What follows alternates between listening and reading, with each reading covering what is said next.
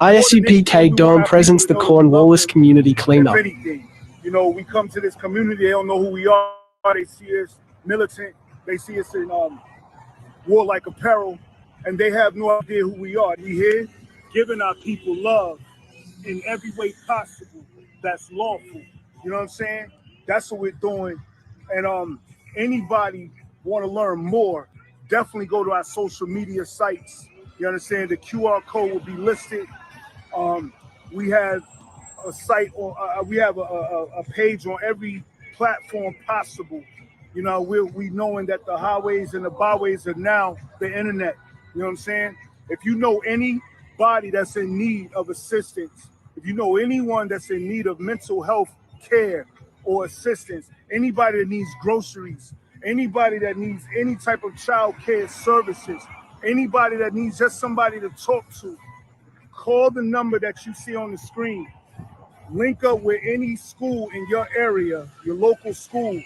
Reach out. The I.S.U.P.K. is legit. We sincere, we official, and we damn near concrete. You understand what I'm saying? We solid and steady and always ready. You understand? Commander General YAHANNA holding it down. I.S.U.P.K. started out of 1 West, 125th Street, Harlem, New York. Started in 1969. You know what I'm saying? No retreat, no surrender. We become all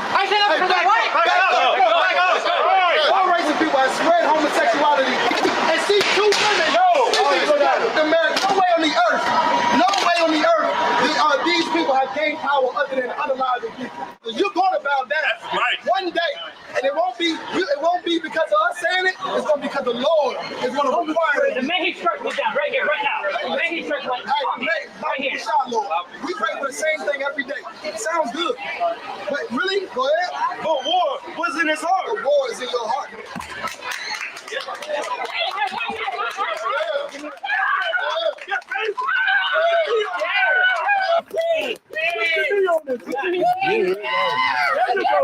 the way you apprehend them right there. Yeah. Put your hands behind your back. No, you're going to jail. You're going to jail. Get jail ahead. And the devil cried out for God to do something, and God did it.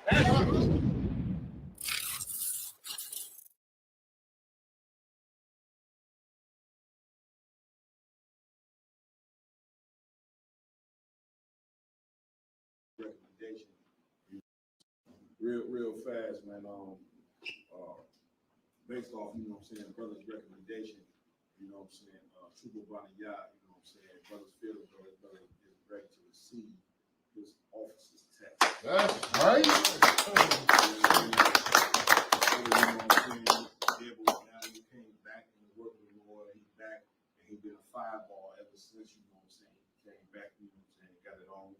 So, you know what I'm saying, brother's feeling, but he's ready to take that officer's test and become an officer now in the I.S.U.P.K. Break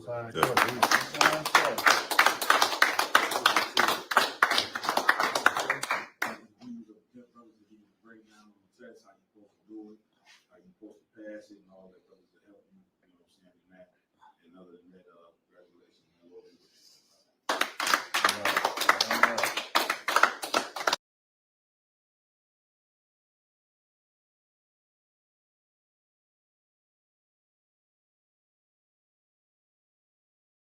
Thanks for having us, man. Hey, yo, congratulations on your success, man. It seemed like just recently, though, you know what I mean, you really starting to take off in the industry. You know what I mean? Tell us a little something, man. Give us the 411 on what has given you so much success and why it just seemed out of nowhere you just start to blow up. Oh, man, you already know, you know what I'm saying? Hey, man, I'd like to first thank my Lord and Savior, Jesus Christ, you know what I'm saying? Hey, God did. Bro, indeed, man. No doubt, man. I mean, especially with your recent hits, man. You got Smack That Hoe to the Flow. You know what I mean? Trick Go Get a Switch. And let's not forget about the remake with the Yin Yang Twins, the Whisper song, man. Where do you see my fist? I mean, it has earned you top 10 on the Billboard charts, millions of followers on all social media, and not to mention a Grammy, dog. You got a Grammy, fam? Come on. Come on, man. I'm just out here giving the people what they want. You feel me? Yeah. You know it. I first started out talking about the Bible, you know what I'm saying, and how we should be about brotherhood, sisterhood, raising these families right, treating these women right. It ain't nobody trying to hear that shit, man. Right. I mean, exactly. You know what I'm saying? I took a little bite off of hip hop and I decided to make Diddy Bop great again. You know what I'm saying? Damn. Man, you was a genius. Genius, boy. Pure genius. See, you feel me? It's not what profited a man to gain the whole world, but it profited a man to gain the whole world and lose his soul. You feel me? Bruh.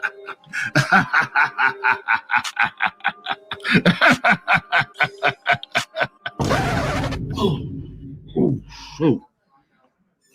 Oh. Man, I'm tripping.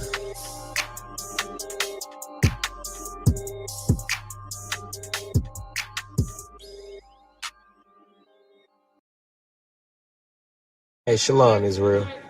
This is Officer 1000 Kazaka Mapa, Detroit, Michigan of the I.S.U.P.K. We will be hosting the Midwest Fire Weekend right here in Detroit. And we want all rappers, singers, poets, or whatever it is you want to perform to come perform there right here in the D. All right?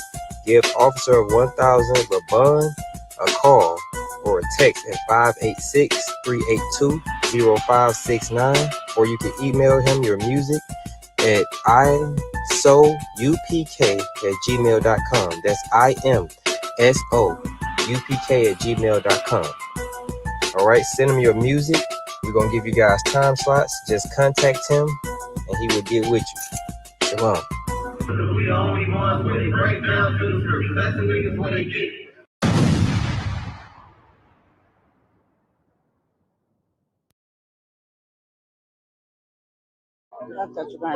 Oh, how did it change my life? It changed my life because I found out who I truly was, my identity, my heritage. I found out that we was God's chosen children, and we weren't just spicks and niggas, you know, how they treat us and call us all these derogatory names and stuff. You know, I found out, you know, that we are the chosen people, you know, of this world, and this world was made for our sakes. Yeah, Most High in Christ. Everyone west. Everyone west. Everyone west. Everyone west. Everyone west. Everyone west.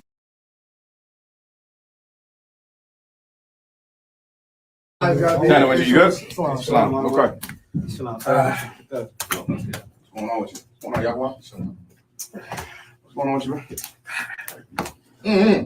going on? It's like it, sir. What happened? I'm gonna clean. Oh, okay. I mean, I know you're a chef. Are you touching like some bacon on action or something? No. All right. No problem. Yeah, like you just fresh off from like a funeral or something like that? No. Oh, you and your rib. My bad. Y'all got it in. And... I ain't got a rib, sir.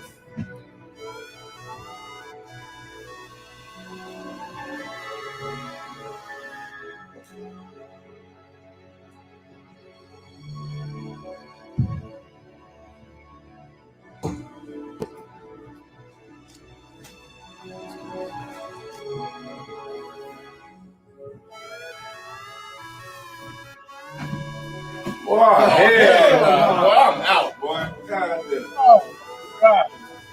Okay. Man, you should be ashamed of yourself. I mean, God. Man, nasty nigga.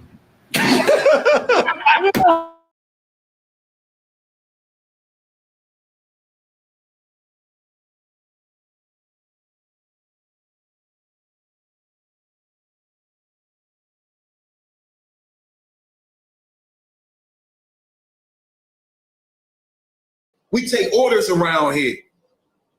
When you ask me to do something and it's against my order, you disrespecting me. If you tell me to go against the order, you disrespecting me. Right. You disrespecting me. You disrespecting the truth. You disrespecting the Father. You disrespecting the Son. You disrespecting the whole host of heaven. Once the order is given, you carry it out. We take orders around here. When you ask me to do something and it's against my order, you disrespecting me. If you tell me to go against the order, you disrespecting me.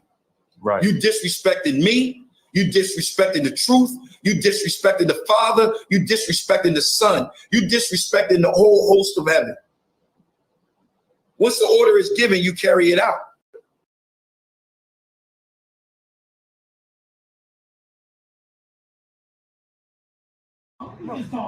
Read Jeremiah 14:2. Are you going to allow me to speak, though? Oh, this is America's a free country. I love to speak to you. I cast demons out all day, every day. That's what I do. Damn right. Specialty. Read. Yeah, that's what I'm going to hold you to that. Yeah. I'm going to hold you to that. Oh, you going to hold me to it? Which means you want me to cast your demon out. That's right. You going to hold me to it? No, I'm down with you. Come on. I'm with you. We on the page now, man. He said he's going to hold me to it. I'm with you, dog. I am with you. Come on. Wait, let me answer this. Let me answer this. And you got the next question. Hit me. Jeremiah chapter 14, verse 2. Judah, mourning. See, the Jews, they in mourning. Right. This is God's word, not mine. The Jews are suffering now. This is God's word, not mine. Words. Read on. And the gates thereof, language. The gates of their cities, they fall down. Look at Atlanta. Atlanta used to be strong, wealthy, powerful, honorable, dignified, with wonderful families. But guess what happened? Atlanta got destroyed. Their gates fell. Read. No, come. Listen to this important part. Listen to this good. They are black. They are what? They are black. What are the Jews? They are black. If you are a Jew, you black. If you black, you a Jew. Judah, black, Judah. Judah, black, Judah. Read. Unto the ground. Onto the ground, yes. Because what does the ground look like? You do know you have people in India who are blacker than people in Africa? But here's the difference. Here's the difference. It ain't talking about how dark you are. It ain't talking about how dark you are. Let me explain. It says, read the last part of that verse. Kawakah.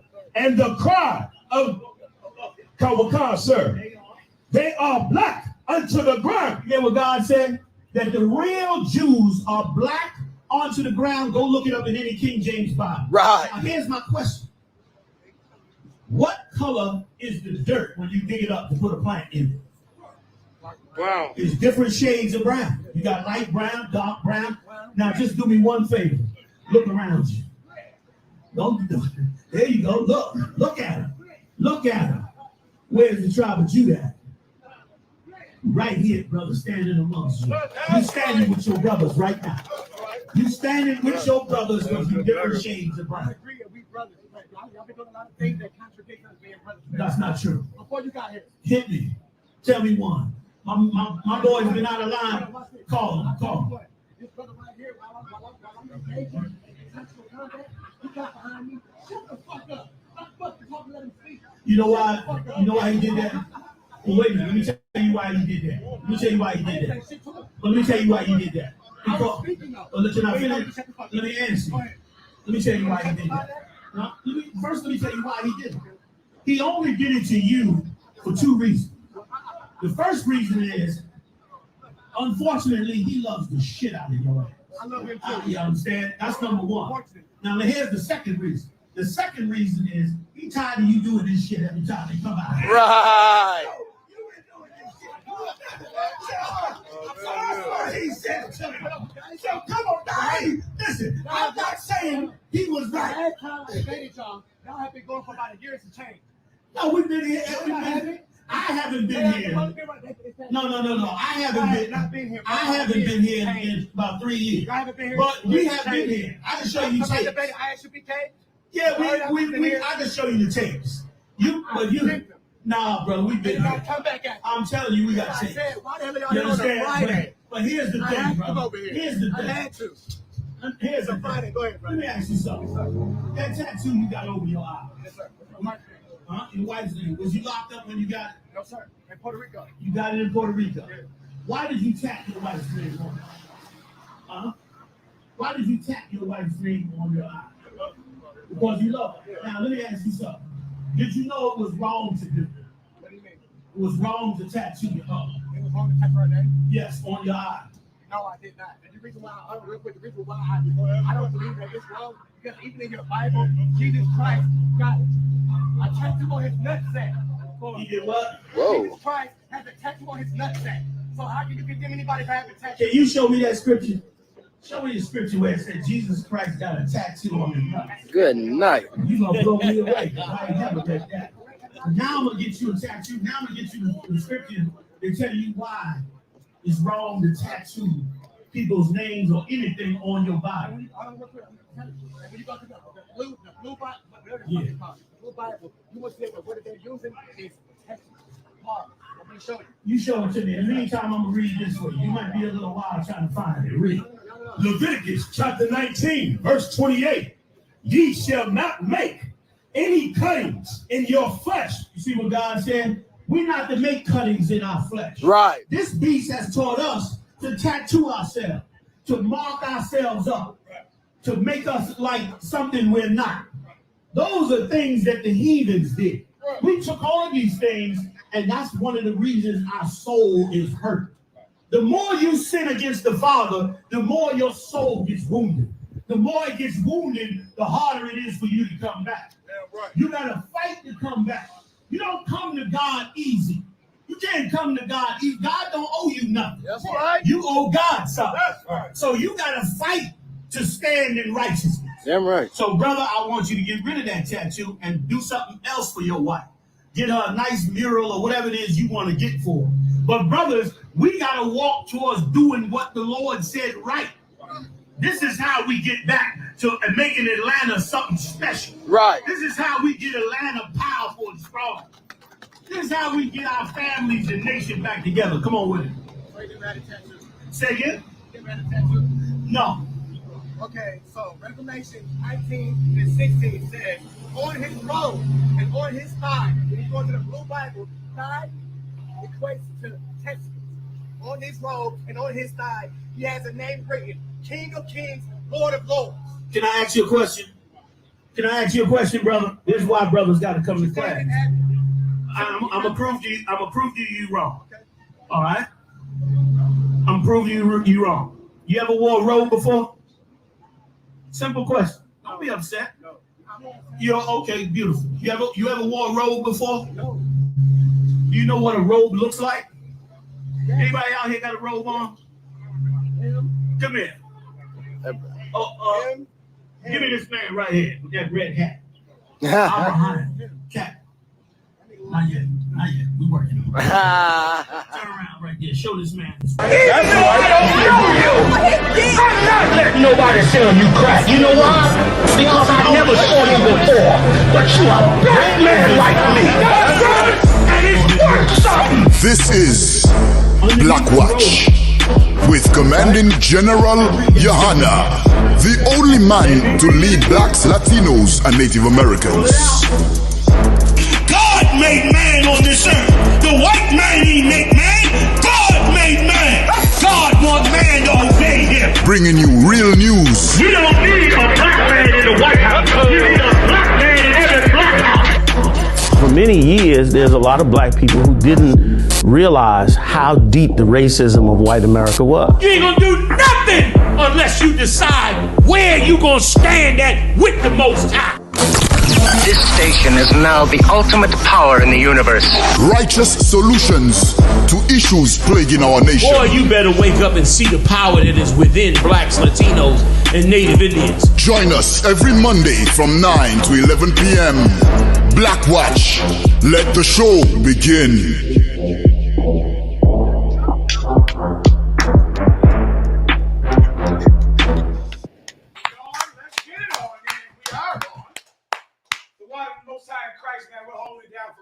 General YAHANNA, who will be here shortly. Now we're here with General Hazayan. That's right. Officer Morale, Officer Uriah, Officer Ayala, two young officers in Philadelphia, getting it on, my God, and the morale, and the warriors in the back. We're rocking it out. We're going to get it on tonight. We're going to handle all of your problems. Keep your family together. Try to undo some of the damage done by your mother and by your father. That's a full-time job, huh? That's right. It's a full-time job fixing what your family broke. I can't get any sleep because of it, huh? That's all day. Fixing what some Christian household broke. Commanding General YAHANNA has men to fix what the Christian church broke. We're going to go into it tonight. We'll go into the stories. Officer Yediah has them. We'll go into black jobs. That's what Donald Trump said. Donald Trump says that our brothers, the so-called Latinos, are taking away the black jobs. The black jobs. We'll go into that tonight. We'll go into Adam 22. Hold on. Go ahead. He said what? He said that our brothers, the chosen people of God, the so-called Hispanics and Latinos, they're taking away black jobs. Oh, wow. Which begs the question, what is a black job? What the hell does that mean? A black job. I'm going to answer that question tonight, Lord allow, before Commanding General YAHANNA gets there. We'll go into some things. We'll go into even deeper matters when Commanding General YAHANNA arrives. Everyone understands, all right? With that, Yediah. Con, sir. Black Farmers Association calls for Tractor Supply CEO's resignation after company cuts DEI efforts. DEI has, that is diversity and equality. Diversity and equality. I don't know what the hell the I means. Someone can look that up, right? But I'm pretty sure that the D is diversity and the E is equality. Now, as you know, we used to call that when we were kids, as affirmative action. Right. It's the exact same thing. It used to be called affirmative action. It was the policy, the government policy of giving blacks and Latinos preferential treatment when it came to hiring on certain jobs. Because for hundreds of years, black people, Hispanics were barred from ever having those jobs regardless of their qualification. Right. So because of that, there was a thing called affirmative action where companies had to have a quota of a certain amount of black people working at this job, because before that quota, there were 0 black people working at that job. And that went on for hundreds of years. For about 50 years, different jobs and employers have had to have a quota of black people and Hispanics. Well, I think when Donald Trump came into the White House, they struck down affirmative action in the Supreme Court, and they went to fire everyone who was hired on a job to make sure that businesses included minorities. All of their diversity and inclusion departments were laid off. They were laid off everywhere, all around the country. I mean, the day that the Supreme Court struck down affirmative action. So now, because of that, in the farming industry, this story comes from that. This is the industry that is now being affected by the striking down of what was called affirmative action, but which is now called DEI. You read it again. Khan, Black Farmers Association calls for Tractor Supply's CEO's resignation after company cuts DEI efforts. That's what happened. So now remember, the farming industry is an industry that has 4 years since sharecroppers were popular among black people.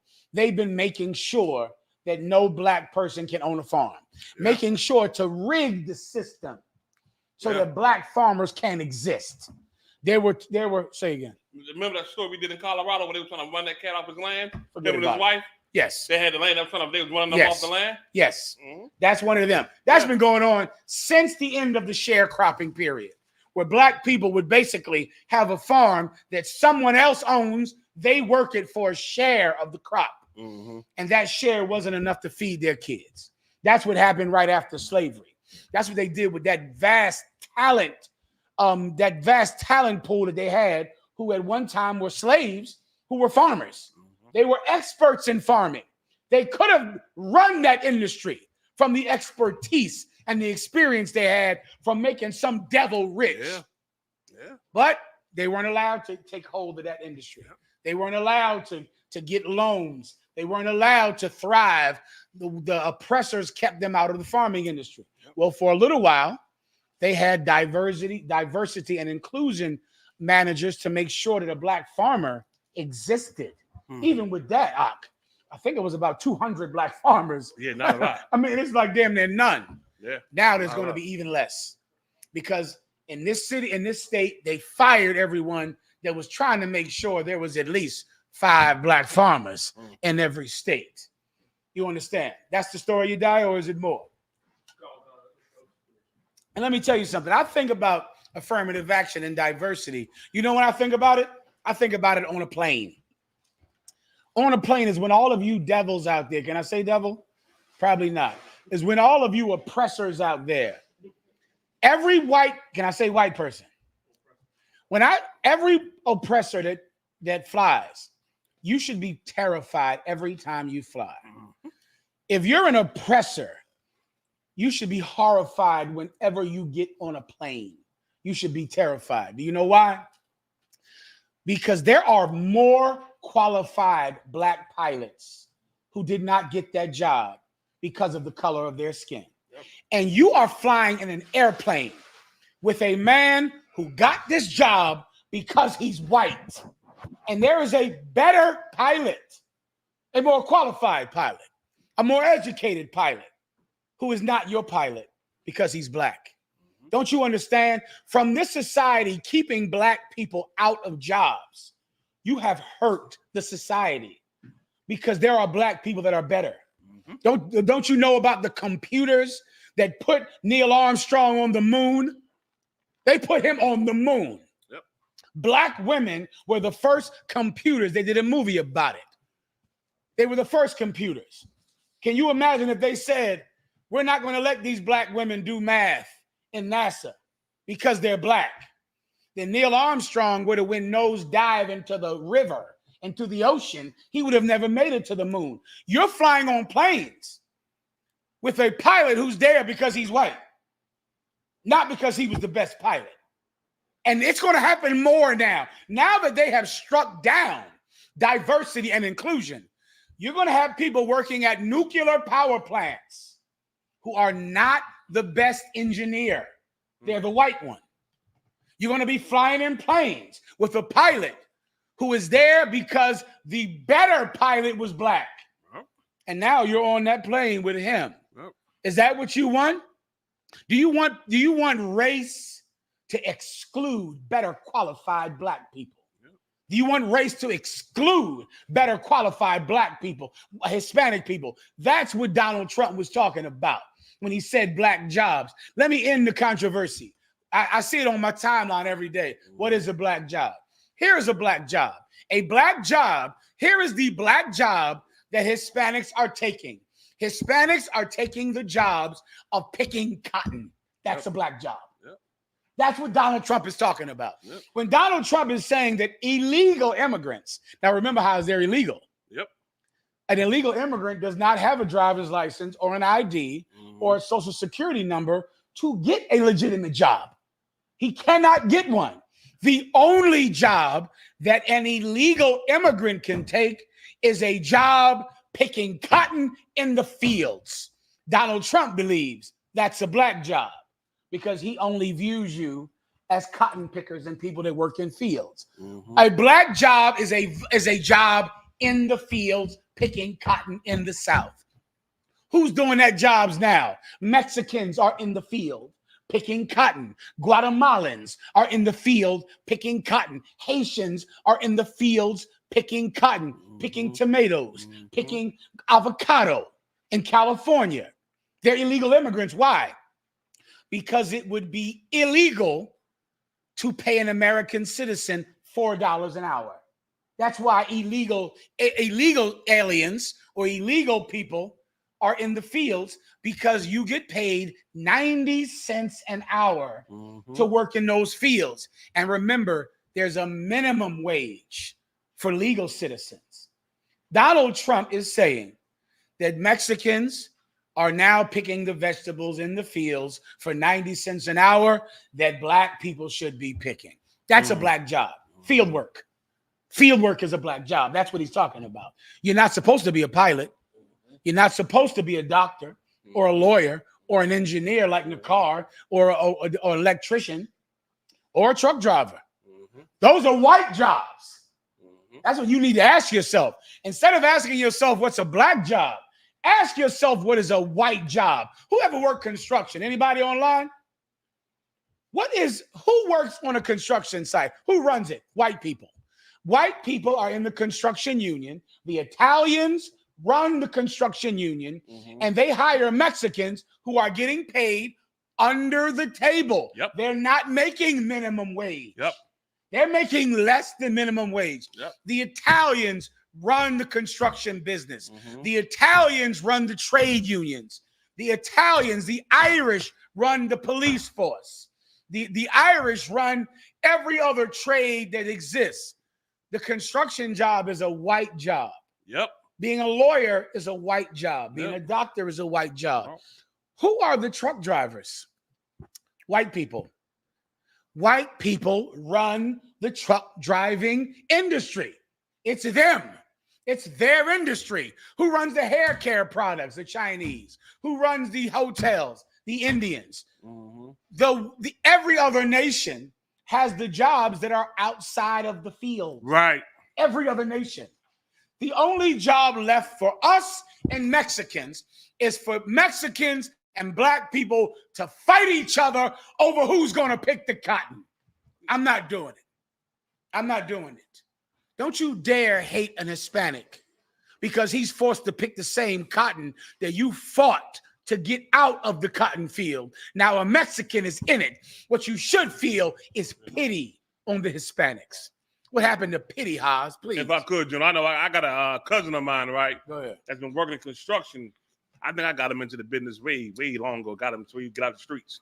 He's been doing it ever since, right? He called me about a year ago and was like, I guess he was venting because he said, he was like, man, you don't need brothers that want to work construction, XYZ. I had a job, this and another, right? He said, because he is so tired of seeing the oppressors come on a job, end up leaving because they got drug abuse, go to rehab and come get back hired again, and they're not hiring no brothers. This was what, 2 years, a year ago? 2 years, what were we in, 2024? 2021, 22? It was going on then. But this is recent. Yeah. You understand what I'm saying? He said it was a vexing too. He couldn't take it no more. He just had to talk about it. You know what I mean? Because it was getting on him so bad. Yeah. You know what I mean? He said he can't take it. You know what I mean? Listen, he said with them, they'll be high off cocaine and meth, go to rehab, come out and get a job they had right when they got out. You know it. I said, you got to be kidding me. He said, yeah, no, man, this is going on. And they won't hire no brothers. He said, you know anybody that want a job? I don't care what happened. I'm going to get them a job. You know what I mean? So that's just want to bring it out because that's what goes on, you know? What General Haas is saying is true. There is no job that's a black job.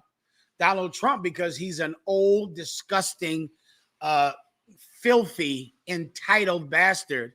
In his mind, the black jobs are picking cotton in the field or working in a farm. That's it. That's what's in his mind. And he knows that's the only job an illegal person could get because they don't have the paperwork to go work down at the hospital or work anywhere else. Yeah. And if they're on a construction site, they're getting paid in an envelope and they're getting paid well below what is legal to pay a citizen. John, I got one more thing too. From the time I spent out in Reading, PA, right? I didn't know this. They got a farm outside of Reading, PA. Where they pick crops. Let me get Murad to find a video while you're speaking. Come on. Give me that video where Nate called Mexicans spits. Yeah. If you don't have it, Ibaja has it. Yeah. Go ahead. He said, I found out that they got a farm right outside of Reading that almost everybody that's Ephraim and Issachar that's in the area go work at. Like that's a major workforce for them up there. Damn farm. But they picking fruit. I said, you gotta be kidding me. And I'm saying to myself, what? I couldn't believe what I was hearing, but that's what's really going on. And they ain't getting paid no more than 15 hours, 14 hours, 13, somewhere around there. And they are really looking at that job like it's something to support their family. It's disgusting. I said, you gotta be kidding me, man. This is like 2020, what, you in 2024, y'all? I knew about this in 2022, 23, for meeting people up there, and they were telling me about that. Come on, man. You should look at what those brothers get paid out in those fields. Yeah. It's a terrible thing. I think is they have to get 90 pounds of fruit and they get paid 90 cents an hour. You can go Google it up. You should feel pity on them instead of being angry at them because you can't stand right in the field next to them and pick cotton. when you damn sure don't have to because you're an American citizen. The white man wants us to hate our brothers, to divide us. Yeah. Instead of being angry at a so-called illegal brother that comes to America, why don't you feel compassion on him, pity on him? Yeah.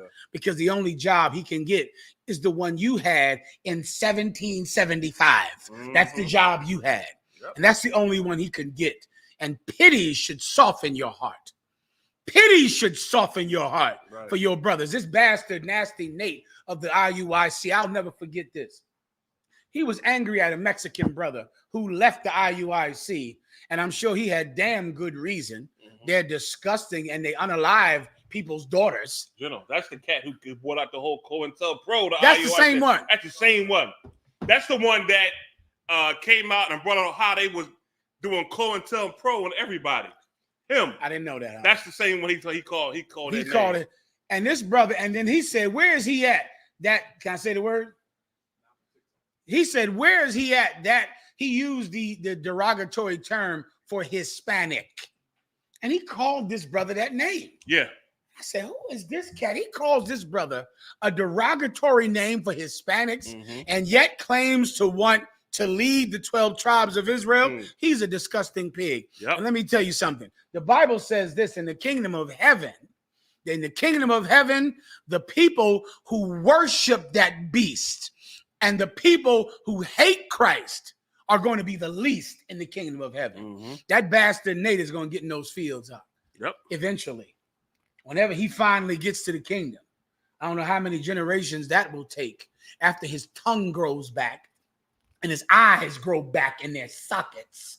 He'll be in the cotton fields of the kingdom of heaven with those so-called Hispanics that he denigrated. If you have it, morale, let the brothers play it sometime in class. Next story.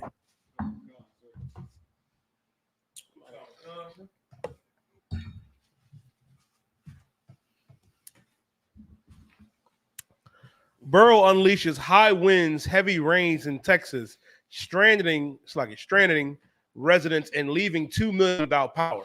Well, there was a rough situation down there in Texas, man. Captain Kahab has been giving me reports out about the Texas, making sure all of the souls under Commanding General YAHANNA's guidance in Texas are safe. Give Commanding General YAHANNA a hand, Captain Kahan a hand. He's been watching over them, brother. It's a rough deal down there in Texas. And I don't know if you brothers in Texas or Florida notice this every year, that every year there's some terrible catastrophe in Florida and Texas and Oklahoma, and your states are never prepared for it.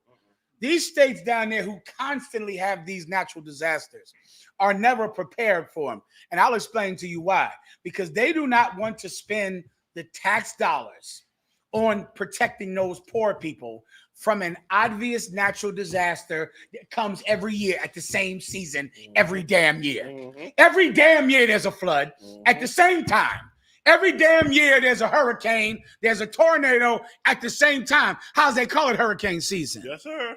They call it tornado season. Yet the state governments in Oklahoma, in Florida, in Texas are always surprised when their people who pay those taxes are not protected from these storms. And I'll tell you why. Because you're the poor people in Texas. You're the poor people in Florida.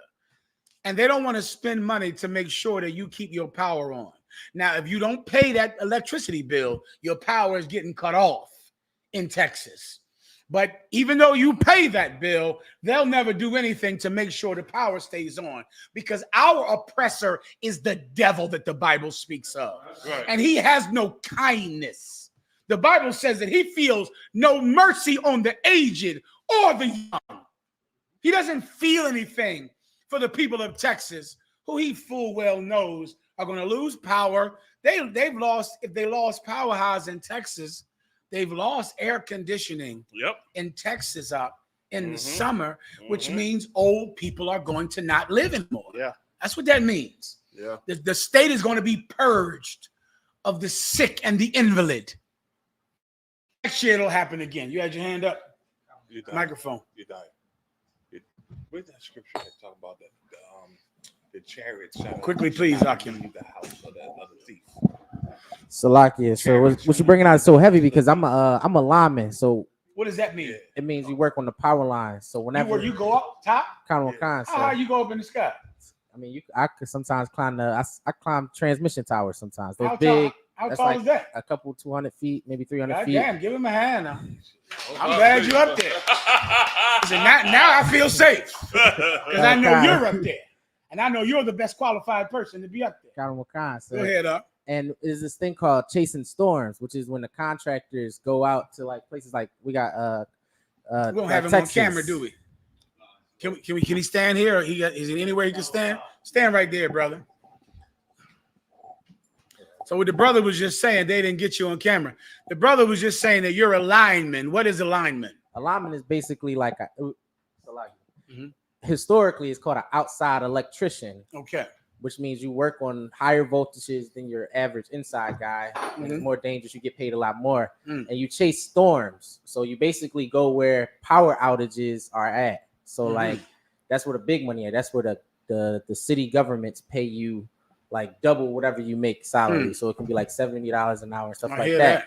And since I've been in the industry for like 2 years, I even came across Edomites that expressed to me how the contractors won't even go to the ghettos because they don't even want you there. And I noticed when I've been on storm, we've been in like very expensive neighborhoods. Of course. Like immediately. Of course. And as soon as we get out to those we call them one cars or calls, as soon as they lose their power, and sometimes we even go back if something goes wrong again, and we still don't go to the so you'll go to a rich neighborhood twice and not go to a poor neighborhood at all.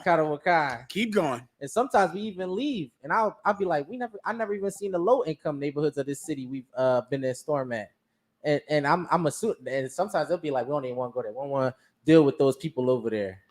Oh my God. That's the stereotypes that those contractors in these companies believe. They don't even like going to the go. I do the LED lights right now for the city. If you notice, it's brighter in the city. They hate going to Kensington.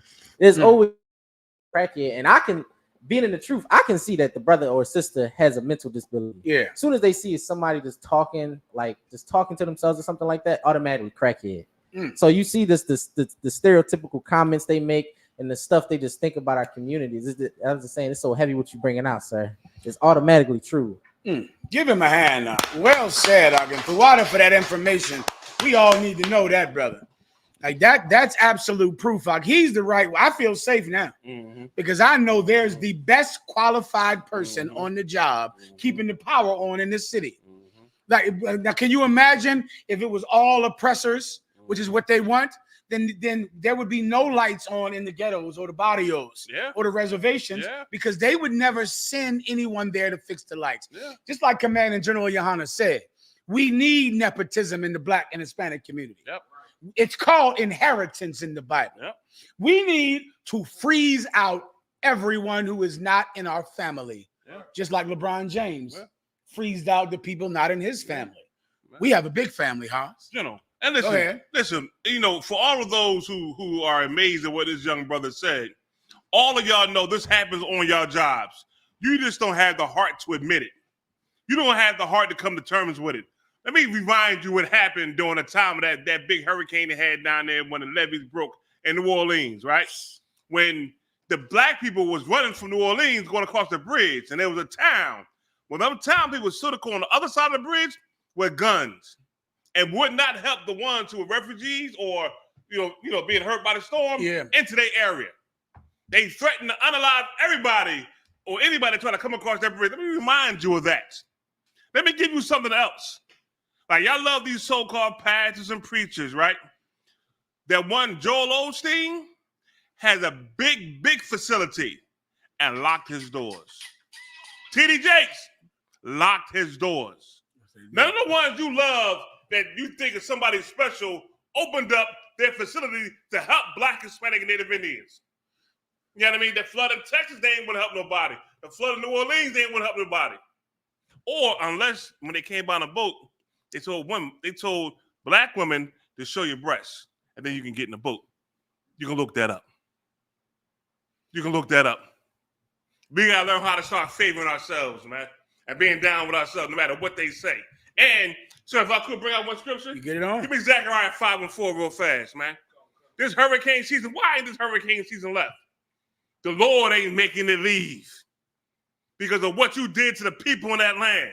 So yeah, you gonna suffer. This biblical prophecy, man. Zechariah 5:4, brother. Read. Wakanda, the book of Zechariah, chapter 5 and verse 4. I will bring it forth, saith the Lord of hosts, and it shall enter into the house of the thief. The house of the who? The house of the thief. They stole that land. They stole that land from Gad. They stole that land from Issachar. They stole it from our brothers. The land of the thief. So this is what the Lord said. Go ahead. Wakanda, sir. And into the house of him that sweareth falsely by my name. They do what? That sweareth falsely by my name. The lies they teach in Christianity, man. The lies and the image that they did of our King, Jesus Christ. We turned him from looking like a brother to turn him looking like an oppressor. That's a lie. Christianity, a lie. They swear falsely by the name of the Lord. Roman Catholicism, a lie, according to the historical records, man. Read. Wakanda. And it shall remain in the midst of his house, and it shall consume it with the timber thereof and the stones thereof. It's going to remain in a house, and you're going to get caught when that daggone hurricane comes through, you know? And start tearing things up. Yikes. The timber going to fly, everything going to fly. They call it, what, you said? Hurricane season. Why? Why is it a season for that? Why can't they get anything to stop that because there's other laws, sir? That's it. Because the Lord put that in the house of the thief for what y'all did and what y'all stole, man. Give me Isaiah 29:6 real fast. To put the last nail in the coffin on this head, man, on what's going on. Hurricane season, huh? I hear you. Why don't you say the Lord got this going on for a reason? It's the Lord's season. The Lord put it in the house of the thief for all the things that you had done against the children of Israel. Go ahead.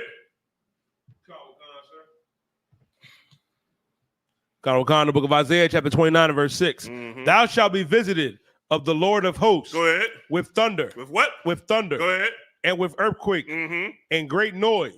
With storm. And tempest. With storm and that great noise. That noise got to be hell on wheels, man. I'm telling you. You know what I mean? That wind, woo, swirling, coming through your crib. Even the TV shows they do of it, man. I'd be like, wow. Glad I ain't been out there. They got that. You know what I mean? Listen, I know when I was, in the precious military, and we would go overseas on a boat, and them big aircraft carriers, we hit a storm, and had the aircraft carrier on the water like this here, going like this here, the boat rocking like this. Yeesh. And you want to think like, Lord, are we going to drown? Like, you got to be kidding me. All this steel. That's why my rib can't get me to go on a cruise to this day. Like, I love my ribs, but I am never, ever going on a cruise. I don't care if that water can take that military boat that's full of metal and make it do like this here. Man, I'm cool, Joe. I hear that. I'm good. You know what I mean? That lets you know, man, the Lord control all these things here, man. You understand? Slocky, so that was it, gentlemen. Give him a hand. So once again, for water, if you're down there in the state of Texas in that area, man, make sure you're able to contact. I know you've already been in contact with Captain Kahan and your local camp leaders down there, man. You stay locked into the UPK. Make sure you adhere to the rules and provisions that we already have put in place, knowing that this happens every year. And with the Most High's help and at his mercy, we'll get through this. And this family will survive this. Everyone understands. Yes, sir. With that, Yediah. Why he get the next story? I don't understand why nobody not in the truth, man. Y'all better be in these classes. I don't want the other side of this head. Hell no. Like I want to be out there getting suffering a hurricane, man. You understand? You got to be kidding me. Like I want what the Lord gonna give me, not anything else. That's it, man. It's simple. You're telling the truth.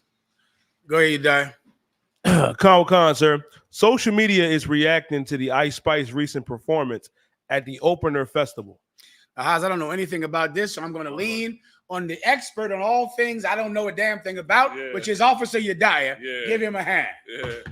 I don't even know who the hell This is who I lean on for all things below the age of 57 years old. Yediah, you're up. Khan, sir. Can we get him on the camera? Come on, Yediah. Do your thing. Come on up here, Yediah. Come on up here, baby. Come on. Everybody. Come on. I want to know who the hell is Ice Spice, y'all? Who that? All right. Who that? Y'all know? Who is it? They all know how. They don't want to say. I do not know. Who is You Ice got the Spice? only one that will say it. The brothers in the room are very modest. They saw it in concert. They called me afterwards. Oh, give him a hand. Give him a hand. They know. Give him a hand. They were sitting front row at the Ice Spice concert. Go ahead, They said, "Sir, you're not gonna believe this here." Well, Ice Spice was on stage and she was twerking. Kat Zarak made an excellent video about this too. She looked so disinterested. Like she looked like she was fed up and sick of like twerking. Damn. And it was just shameful, sir. Like just shameful. Like even she's starting to realize like how long, like she had a look of how long do I have to continue to do this? That's the sad thing. And that's the story. The story is, okay, what's the story we're going over? Conor McCann.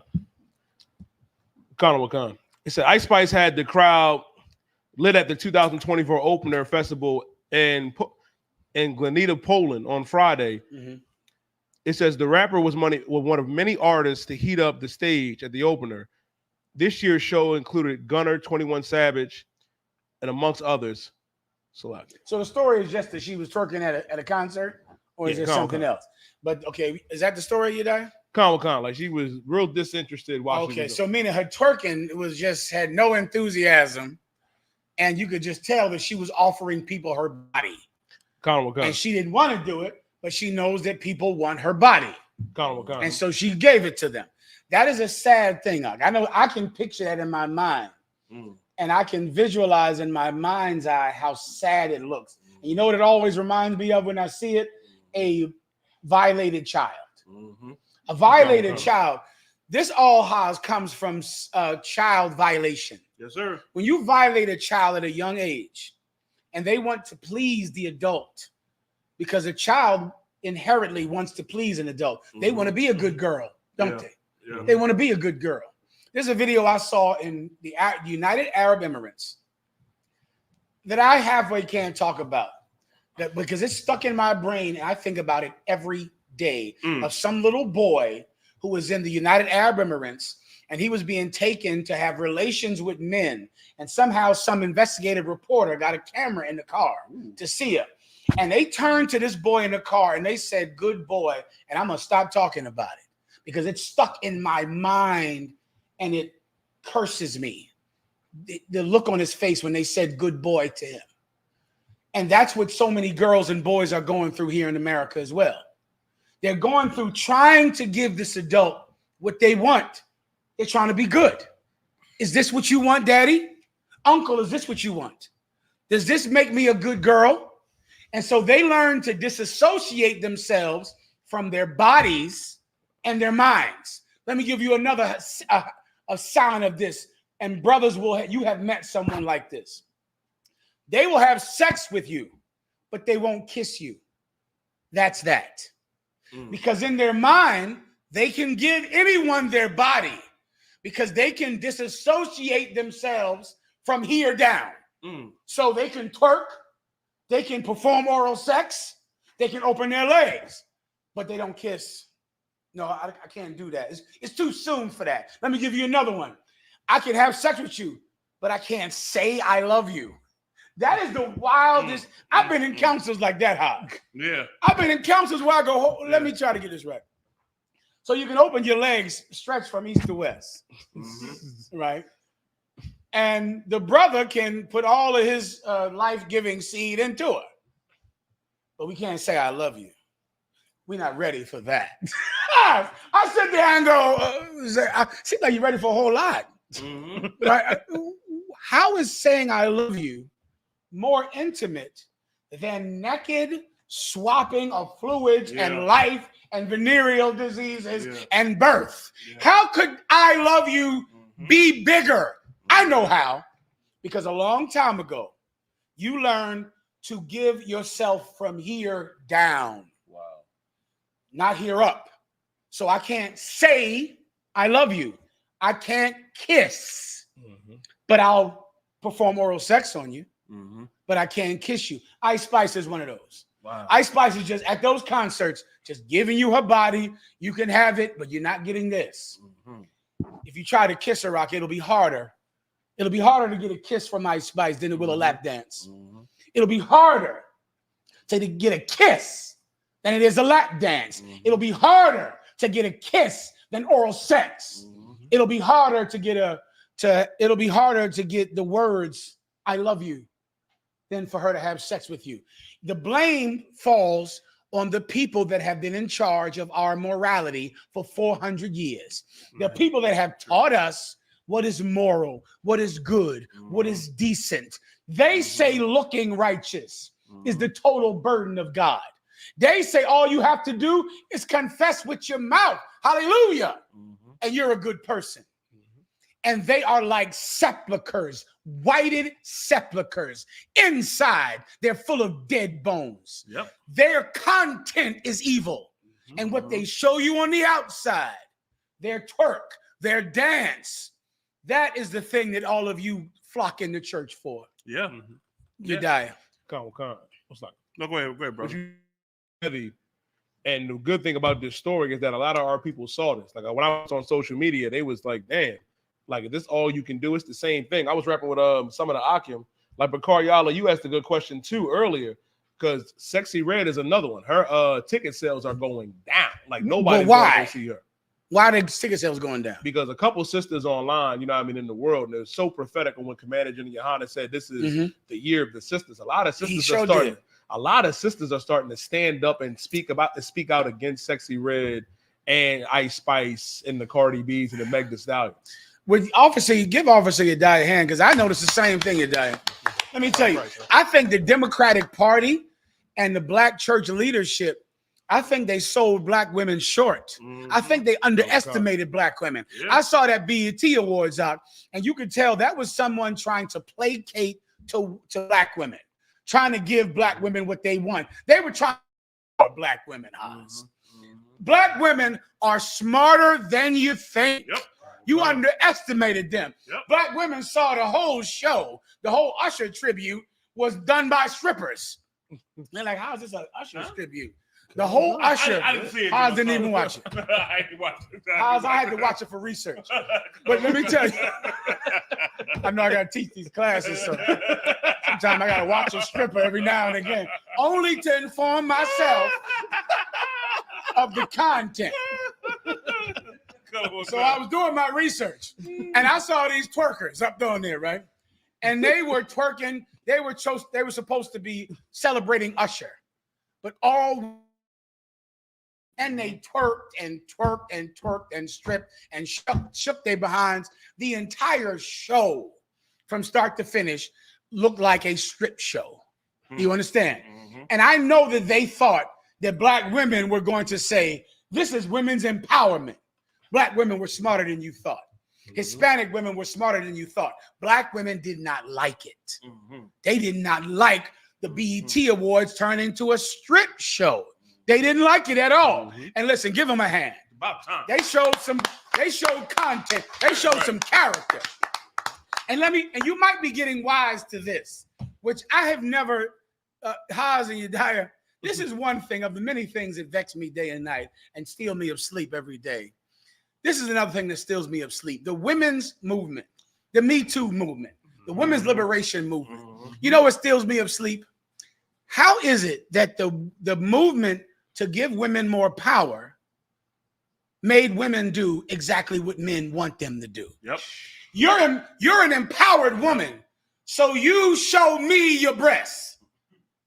You're an empowered woman, so you're a slut. You're an empowered woman, so you twerk and shake your tail and strip to show that you don't listen to a man.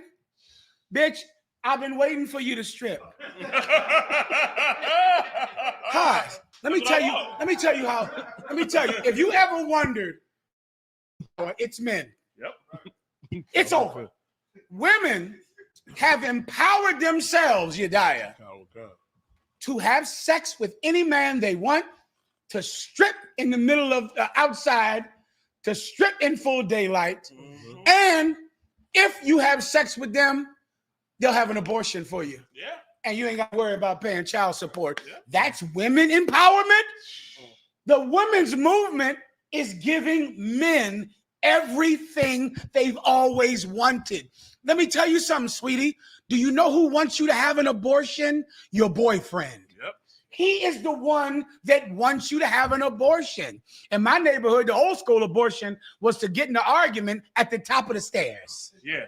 Now, who doesn't know what I'm talking? Who's old enough to know what I'm talking about? You see, I hope you can get him on camera. Yeah. That's the old school abortion. Those, you pregnant? Well, listen, I'm mad about, how you put my shoes up. Let's argue about it right here at the top of the oops. I'm not making this up. Let me tell you something, baby girl. Men want you to have abortions. Can you imagine how many of us would be in jail if we didn't have abortions? We'd all be locked up in prison forever. The man does not want you to have a baby. Why? Because he thinks you're a piece of trash. Then let him hit. He thinks you're garbage. Why? Because you gave yourself to him. Right? Ain't that a wild thing, right? Wait a minute. You had sex with me, you're trash. Only trash would give me some. So I don't want you to have a baby.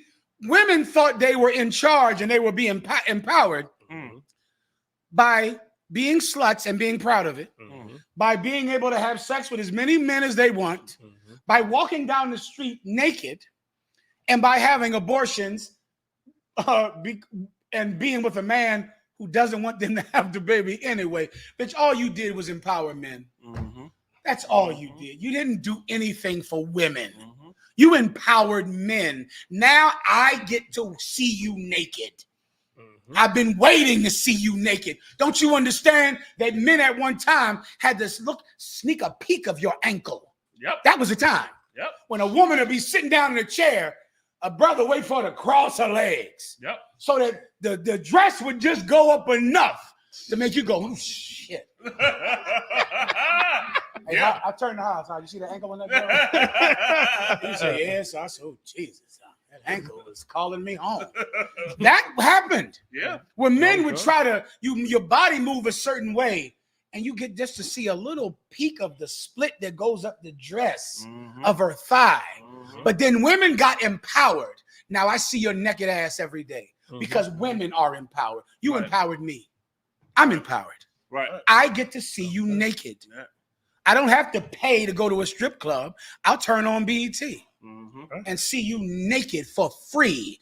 That's women's empowerment. You black women who believe in women's empowerment, you're stupid. You empowered lustful men. But there are still some daughters of Zion in waiting out there. Some daughters of Zion waiting to come in the UPK. That's right. And they didn't fall for it for the BET Awards. That's right. They didn't fall for it. Give them a hand. Another way was when if you argue with your woman enough and stress her the hell out, she have a miscarriage. Yeah, that was the old school abortion. Yeah, that was the old school. When you argue with her, YAHANNA, Wrap it up. Come on.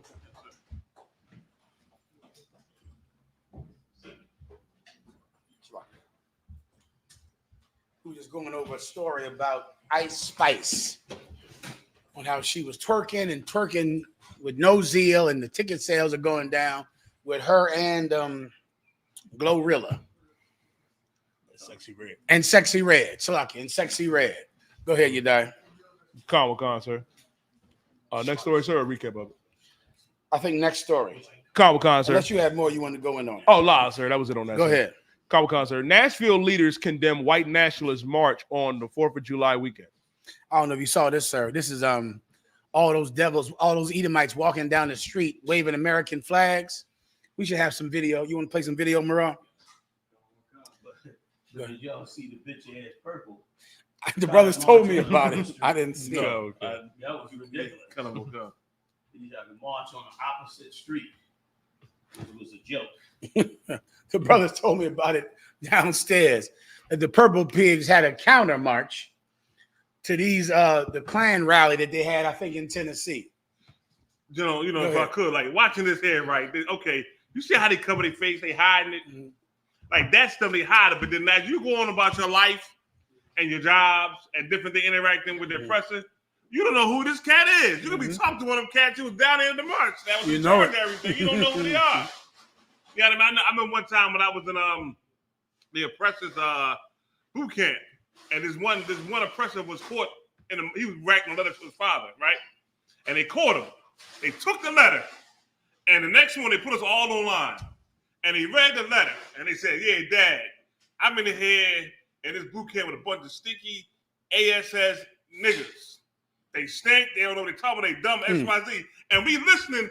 I'm like, "Oh, I want to get my hands on this mother so bad." But they read it, and it was like almost like a form of punishment to show who he was. Yeah. But you're not going to know who they are. They right there next to you. They hide it so well. You understand? And that march, they all had their faces covered. Why? If you standing on principle, man, you ain't gotta have your face covered. Uncover your face. Let the whole earth know who you are. You ain't got to hide. You know what I mean? So it's like, damn right, huh? Slocky, sir. Hey, you got the story for him? Yes, sir. Oh, you got it? Oh, I have the story, sir. Oh, read the story. All right. Con, sir. All right. Nashville leaders are reacting to Saturday's demonstration by white nationalist group Patriot Front with condemnation and outrage as extremist groups continue to make their presence known in Middle Tennessee. Right. And let me tell you something. This is a real Donald Trump rally. This is a real. They tapped into what's really going on. Let me tell you something. You're supposed to see a march like this, and you're supposed to know that the Israelite School of Universal Practical Knowledge had it right from the beginning. Yes, sir. There was thousands of them out there. Yeah. And listen, their march is probably bigger than any other white supremacist march, I want to say, in the last 20 years. Because white supremacists have had marches. None of them as big as this march right here. This march right here, and remember now, this march came right after Joe Biden had that debate with Donald Trump. Mm-hmm. When Joe Biden had that debate with Donald Trump, they saw that Joe Biden was weak. And they rallied together and called on all white supremacists to come together. Their movement is growing. And their movement is growing because they got a white supremacist that's looking like he's about to take the White House. And brother, that means a whole different world for us. And of course, what are we doing? We got strippers dancing at the BET Awards. That's our claim to fame. We got politicians who can't sell their self out fast enough. You got preachers, brother. When I went to Atlanta this weekend, man, big shout out to Officer Yaramaya and his whole squad out there. I didn't interact with everybody, but some brothers was definitely rocking hard. Big shout out to Kasiyah for getting down, doing what he did. Yara Rum, head of security down there, did an amazing job. That brother did a stellar job as far as securing us and holding us down. Did a great job. When I went down to Atlanta, I'll come back to other brothers who were in there. Everybody was pushing very, very hard. We're going to work on Atlanta, give them what they need so they can become strong and more powerful, even more so than now. But when I went to Atlanta, I literally downtown saw with my own eyes at one given time 500 to 600 homeless. I mean, homeless were in packs of 40 and 50 deep, all homeless, black people. 40 and 50, keep that video up there. 40 and 50 deep, doing nothing in 100 and something degree weather, sweating to death the drugs out of their body, hoping to get a meal. It was horrible. It was what they did to the brothers and sisters in Atlanta for our sins was exactly what you would expect to happen when you turn against the Most High, you start sinning against the Lord. And we are in a serious decline in this empire while they are on the rise. Like it is turning back the clock. We turning back the clock to the 60s and 50s of what this world was. Just why understanding these prophecies that Christ gave us is so important. We are living, we are in a danger as a people like you've never seen before. And them purple faggots went out there and tried to act like, you know, they was out there marching. They know they avoided them white supremacists at any cost. They, first of all, their numbers declined ridiculously. They little march they had out there was amateurish at best. It was amateurish at best. And they didn't want no problem with them. Neither was they going to even stand up to them. They made sure to avoid it. But look at that footage. Give them that full screen footage. Plug this in for me. Give them that full screen if you could. To us. The sounds of This hate, is, and listen, making noise. with Confederate flags, openly. And listen, you brought up a good point. They're hiding their faces now because they're getting organized. They're hiding their faces because that's your supervisor at Best Buy. They're hiding their faces because that's the guy selling you tickets at the ticket booth in the train station. The majority of these cats come from around the country, and they are in jobs where they interact with us every day and see the worst of us. Some of them are cops. Yeah. Okay. Some of them are cops, and they are hiding their face. And one thing about Esau, boy, I wish this was a part. I wish we had this in us. Like Esau has an ability. Esau has an ability to stand on something and not give it up. Like the January, you would think after rushing the Capitol, and all them cats getting locked up, head of the Proud Boys, Oath Keepers, all that, you would think these Edomites would say, we better stop doing this. We better not do this anymore. Salakia, y'all. Look, you can't put it behind it. Can you go under this? Yes. Just so you don't got to go behind. Mess with. I'm sorry about this, y'all. Like you would think that they would say, yo, we can't do this no more. You understand? But we can't,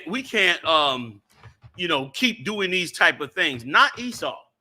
He's still on January 6th.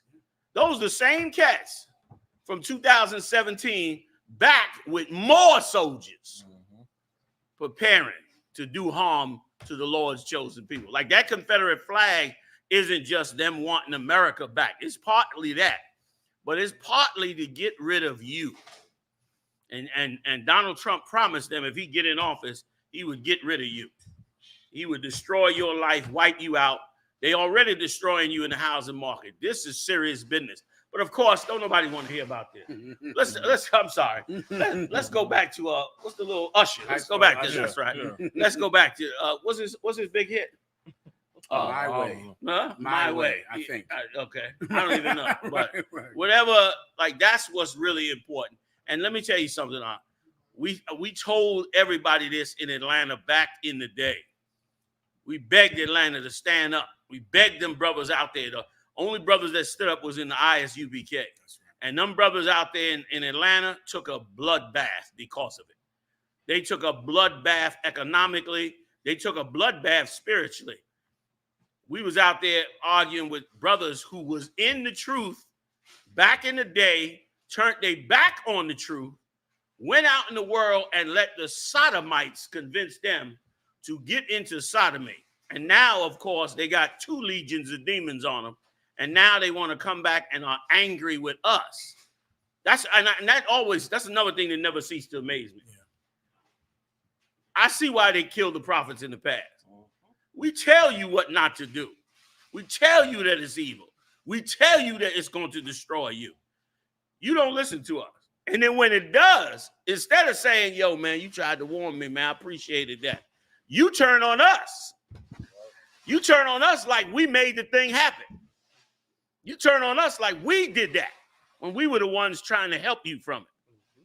What's getting ready to happen in this country if Donald Trump gets in office. And once again, make no mistake, Esau decides who gets in office. And right now, CNN is trashing Joe Biden around the clock. They trashing Joe Biden like they trashed Donald Trump, which means somebody in some high seat decided that they was going to turn on Joe Biden. And they turned on him now, and they trying to run him out of office so that they can get Donald Trump in office. And if Donald Trump gets in office, brother, he's going to wreck this country. He's going to wreck this country. And one last thing, black people allowed themselves to be the face of the attack on Donald Trump. Like dummies, you sat up there and let them get, like you in a fight you don't even have to be in. You already destroyed. What is you in a fight with America about? Right. You in a fight, you got your people is on the street 500-600 deep in Atlanta, Georgia, homeless. And you in a fight with America over the Democratic Party. Like that's gonna fix a damn thing. Like it's a joke. It's a joke, man. And it is what destroyed us in every kingdom we ever had. And once again, that's why I love these biblical stories. I'm so crazy about these biblical stories because they are so real to me, to the world that you live in right now. Like right now, at this moment, at this hour in America, what do black people need the most? Latinos, Native Indians. You need strong men like those prophets. That's right, sir. You need the Nehemiahs. You need the Jeremiahs. You need Isaiah. You need them. You need the Moseses. You need David. You need men of God who don't give a damn about what's going on around them. They got one mission: raise up the 12 tribes of Israel, and they turn their back on every kingdom on this planet. But the problem is you've killed them all. You slaughtered them all, just like Christ said you would. You understand? Christ told the disciples, beware of them that praise you, for so did they your fathers whom they killed. They killed them brothers in the past. And now our nation, just like you say in Jeremiah, have no defense. No defense. If you are a young black man, Latino man in America, wake up to the truth, man, and get ready to lace up and soldier up and join the I.S.U.P.K. so you could help black people. What the I.S.U.P.K. has been doing, man, with the food drives, the clothing drives, that's a real necessary thing. The churches have already stated they don't want to have food drives anymore. They used to have little food drives. They don't want to have food drives and clothing drives because they're afraid to be out on the street. They're afraid of their own people that they got to govern. Well, used to have to govern. They don't have to govern them no more. We here now. But they had to at one time, and they couldn't govern. They can't govern. And they ran all the men out the church. They put all the men on child support, brought in all the sodomites, who, by the way, in the city of Atlanta, the age is running ridiculous in the city of Atlanta. They actually set out city warnings for you about having sex with the women in Atlanta. So many women in Atlanta have slept with sodomites. When I say sodomites, I mean they of the LGBTQRSTP, LMNOP, QRST. You get the point. They have slept with every nasty thing that ever walked the face of the earth. And as a result, the city had to put out a warning for you not to touch them women in Atlanta. What them sodomites did in that church was nigh onto a nuclear bomb. You let those sodomites in your church, on your choir, in your houses of worship, and they brought in every disease that is a curse onto God's chosen people.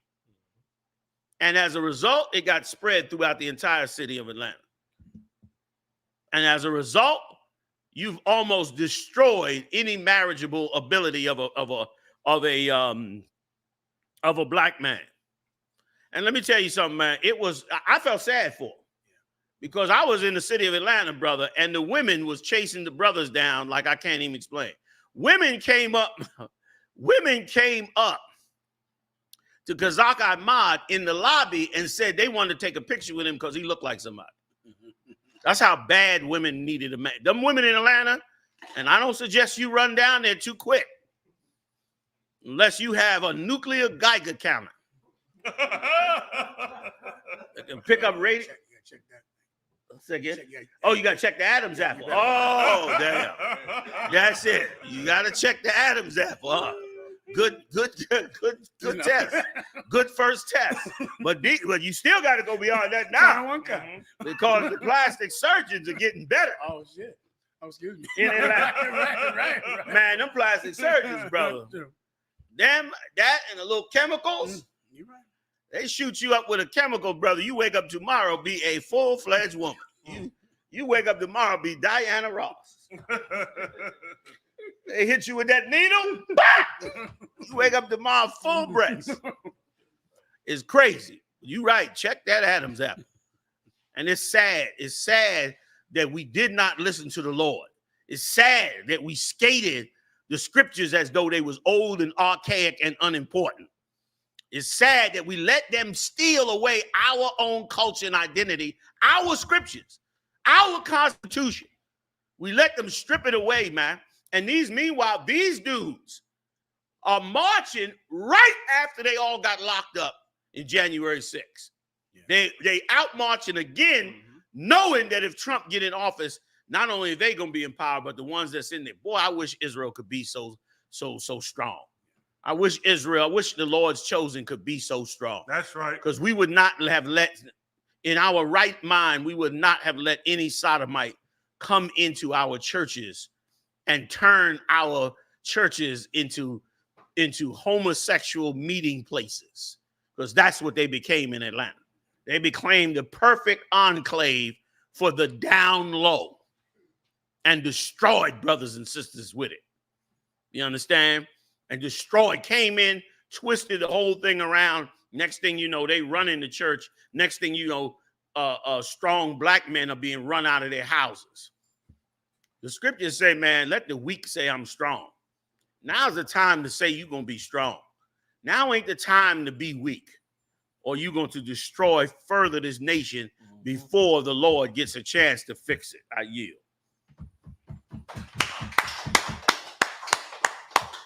You got it. That's right. Con, sir. Con. Another big story, too, I was going over with General Muhammad, sir, is that LeBron's son had his first game, and he had a rough game. Did it? In Israel, they was tearing him up on TikTok and Instagram, sir. They were angry at him for having a bad game. Oh, just, making fun of him and having a bad game. Oh, okay. Talking about what you broke down before. Okay. They're angry at him for having a job, period. Okay. That's a wild thing. That's a wild. I heard that's all over the internet, man. And let me tell you, that's a sad thing that I noticed, sir, if I could, while you're doing that comes with being an American citizen. You know what happens? And there's a study I used to study 5 years ago, and I was trying to understand this. And I tried the best I could. This is the best way I could understand. I forget the name of it, right? But I know that politicians, people in the gaming industry, people in the major business societies know that poor people think that they're one step from being rich. And so because of that, they always fight on the side of rich people instead of just fighting on their own, getting something for themselves. Like everyone gets mad. You ever hear somebody say the taxes, how they going to take, this is a thing I heard all the time. How they going to give her half your money? You got $20 million. You got to give a woman half your money. You are never going to do that because you're never going to have $20 million. So what in the hell do you care if Jeff Bezos has to give his wife half of the money, but you think like I'm Jeff Bezos. You think like you're the owner of a basketball team. So because of that, you're angry at this kid for getting this job. Because in your mind, it's like, the team can't exist like that. You're not the owner of the Lakers. What the hell do you give a damn about who the Lakers? Like, they also say, how much money the Lakers paying him? That is ridiculous. You can't pay him.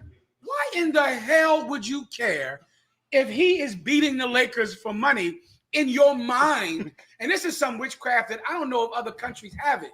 But poor people look at themselves like they own the Lakers. Like, you can't pay him that much money every year. No, we can only pay him this much. No, wait a minute. They gave his son a job at the Lakers. I can't go for that. You work down at the damn Walmart. You shouldn't give a damn. You should be happy whenever someone who doesn't have the ability to get a thing gets a thing, because that's you. You're the one that will only get something in life if someone loves you and gives it to you. That's inheritance. So I can say, be ready. If I could, what you're saying is so heavy, because do you know that's the exact same spirit that was in ancient Egypt? Like we fought against Moses. There you go. And instead fought on the side of Pharaoh. Yeah. Fought on the side of the rich and wanted to be part of it and stick to the life of the rich. And instead, Moses was trying to free us. And we hated him for it. And by the way, too, for those of you that don't know, those are white people giving you the impression that it's black people that's angry with it.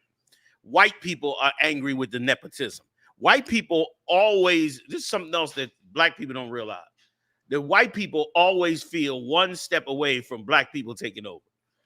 They always feel in one step. If one step happened, black people would take over. And now we'll be out of everything. They always feel, and they feel it because, of course, we're blacks, Latinos, Native Indians, we always excel beyond them. And as we excel beyond them, of course, they feel like, you know, any minute we could take over. Yep. And the vibe is in the air. Let me tell you something. Right now, the vibe is in the air of revenge from white men. White men want revenge on black people now. The white men want to be Donald Trump. They want to be racist. They want to hate you. They want to harm you. You understand? They want to harm you. They want to wipe you the hell out. The only thing stopping them from that is the possibility of them going to jail.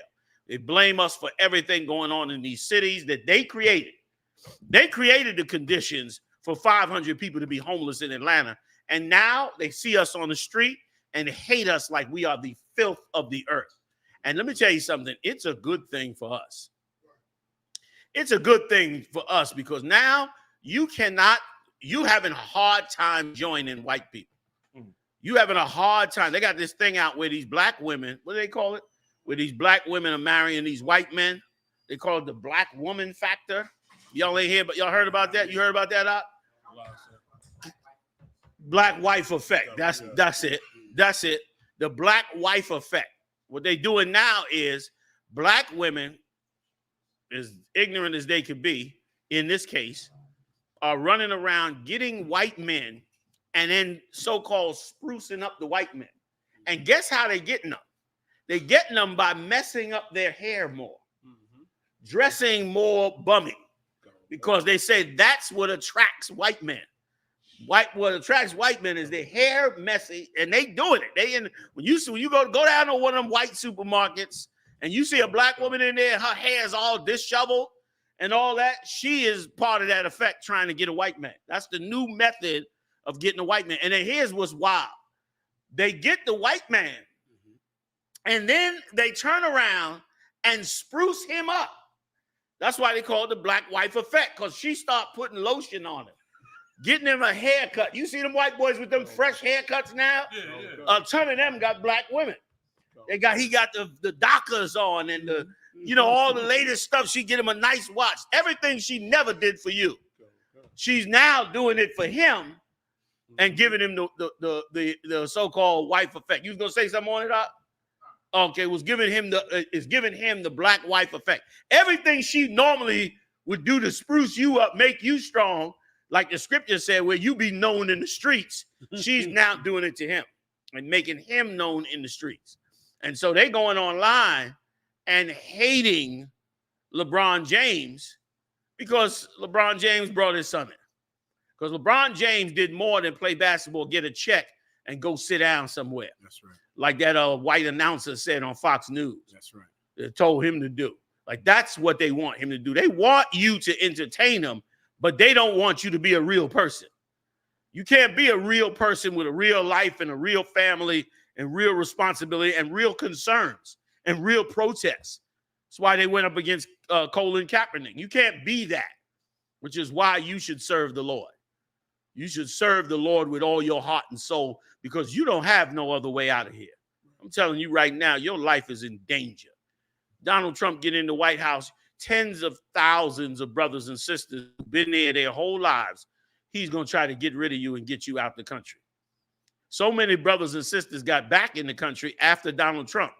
Donald Trump was locking them up in detention centers and all that and putting them out the country. You know about the babies in cages. Now, if he gets back in office, which it looks like the rich has decided already to put him back in office, if he gets back in office, he's promising the white supremacists that he'll deport everybody that hates America, which means he'll just push out every immigrant in the whole damn country again, like he did before. He'll give ICE and all of them permission to run in people's houses, abuse us more, to do what any rich emperor does, which is beat up the poor more so the poor whites can feel like we got a champion in the White House. It's going to be all right. They're never going to overtake us and be better than us. And brother, that's why slavery is such an evil thing. They pressing that against LeBron. Why is this story so in the news?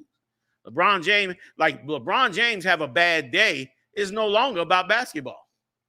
He have a bad day, it's because he brought his son in now. Now it's because, see, you did that nepotism. That's why, because of course, he was never supposed to be a human being. And boy, I wish rich black men could see that. I wish they could turn on and see why are they coming at. But some of them are so dumb. They're so dumb. Just because a man is wealthy doesn't mean he's smart. You got a ton of wealthy dummies out there. But I wish y'all could see that they are angry at this man because now basketball is not important. They're angry at this man because he did what white people do all day. Like you brought out, the very team he playing for, the girl that owns the team or run the teing, owns the team, got it from her daddy. That's correct. Ain't nobody calling nepotism on her. Like white people can do that. They are, as a matter of fact, white people are supposed to have an inheritance. They call it generational wealth. Thank you. While you on YouTube coming up with schemes for generational wealth, how to get $50,000 from a LLC. You fill out this bank account and you apply over here and you do this and you do that. You're not allowed to have nepotism. You're not allowed to have an inheritance. They need you to lose all your houses. They need all your children to get on crack. I mean, this already happened twice. They need all your children to get on crack so that when you pass away, your house, your car, your jewelry, whatever it is that you have goes to that drug addict. And now that drug addict wastes it away. And now that drug addict has children that grow up dysfunctional and destroyed because you were on drugs. Now those children grow up and they have nothing. And now they start again. They now, some of them won't get on drugs just from the life they had. Some gonna go to prison and all that. But the few that make it through, they get a little degree or whatever the case may be, they get a decent job, they buy a house. They get a house and they have children and they have a family. Now they don't need you to pass in that house down. They need the neighborhood to go south with drugs so that house isn't worth anything. They need you to your kids to be on drugs so that you have nothing to pass down to them. I watched it right here in Philadelphia, 52nd and Market. When we first came down, it was all black-owned businesses. The Arabs had just got in there and set up a mosque, but it was all black-owned businesses. And sure enough, the Arabs, y'all following the religion of the Arabs, became drug dealers. You became the big part of the proliferation of drug dealing came from Arabs. Because the Arabs, you was able to come together under the Arabs who were bankrolling a ton of dope. It's allegations to this day that the Nation of Islam back in Elijah Muhammad's day was selling dope all over America. You got ex-members who have testified of it, of all kinds of drug control and murders and all that. You understand? Coming from the Arab world. And so now you had all these black restaurants. I mean, the fish place, go to 52nd and Market. All of those businesses were black. From 52nd and Market all the way up to 63rd. Was all black-owned, all prospering businesses. All of them were getting ready to pass them businesses down to their children. And then the drugs came in a wave. And all their kids got on drugs. And as they got older and needed help to take care of those businesses, their kids were strung out. So they couldn't help them. So what did they do? The Arabs came and bought it up. Oh, we'll take care of it. The Chinese came and bought it up. Oh, we'll buy it. And before you knew it, they bought up the whole damn neighborhood. And all those kids became customers because now they was on drugs. So they became customers in the chicken joint. customers in the Chinese fish joint, customers for everything that they needed. And now it was out of your hands. They don't want you to have generational wealth. They don't want you to have a stronghold in this empire.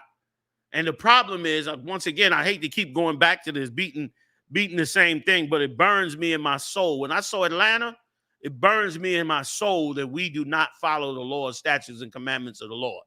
It burns me in my soul that these churches, you go to Atlanta, Georgia, brother, you got churches out there that look like arenas.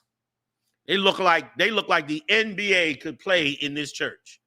Huge, aerodynamic, open, retractable ceilings, glass, far as the eye could see. Parking lots that hold hundreds of cars in these churches, run by some sodomite in a pink suit. And meanwhile, 500 brothers and sisters on the street in one city, homeless, strung out on drugs, destroyed. Like, that's why you read about those prophets and those disciples of Christ and those men of God and why they were such killers. They were such killers because they knew they were not dummies.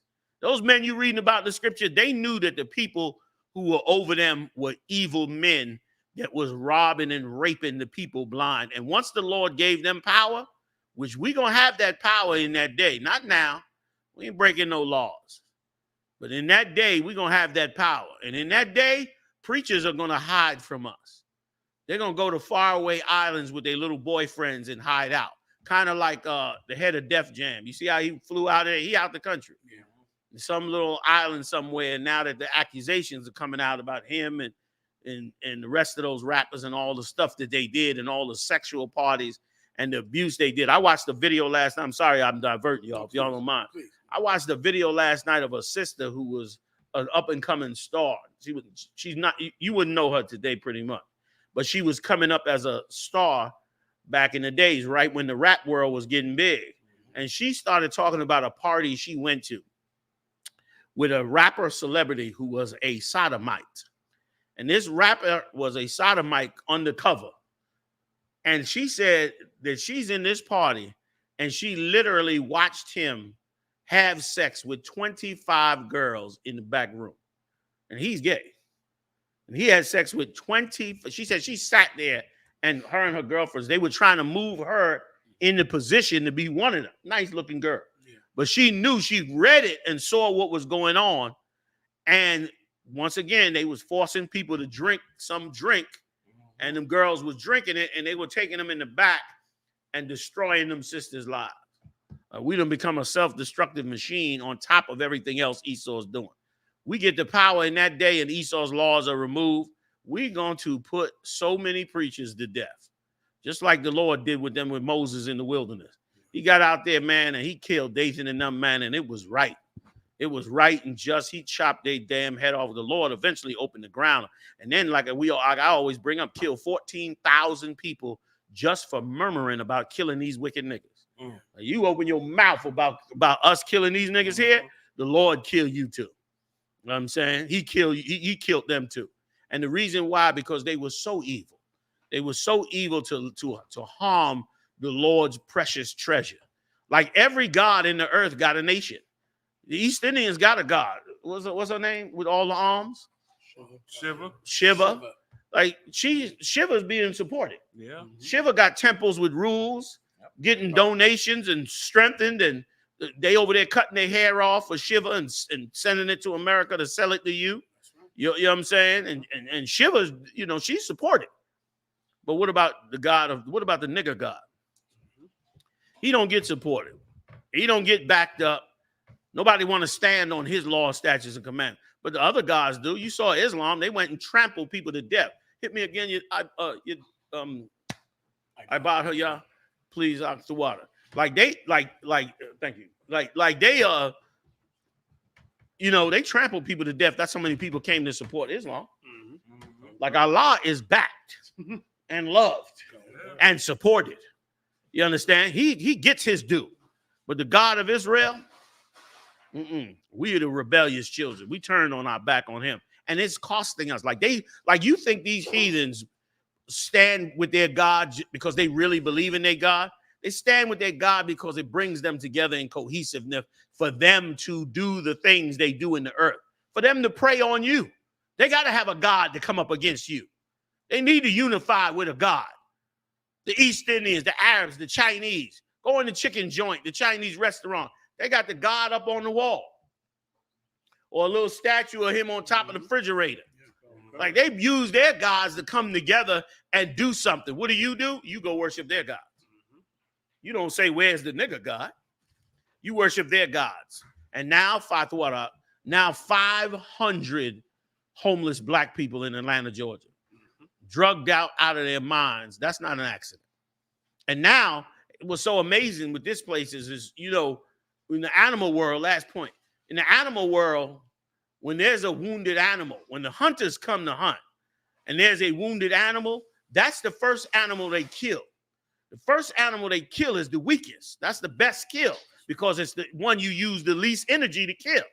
So you kill that one first, get your energy up because you eat that animal, and then you go hunt more and more and more. And as your babies grow and become strong, you hunt more and more until you are the predator ruling over the prey, and now you eat deliciously.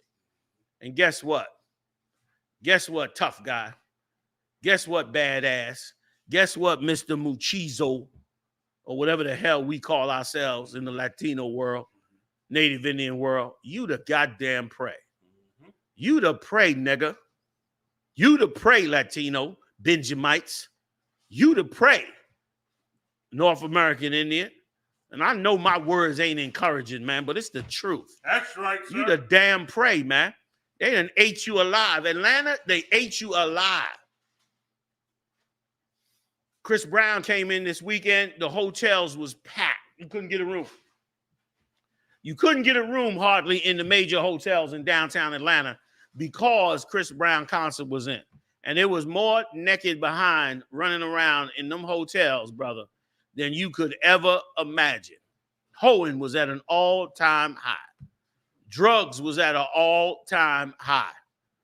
We was destroyed. And while all this is going down, Chris Brown, the party, and the drugs, 500 homeless in this city, strung out on drugs. That's the real Black America.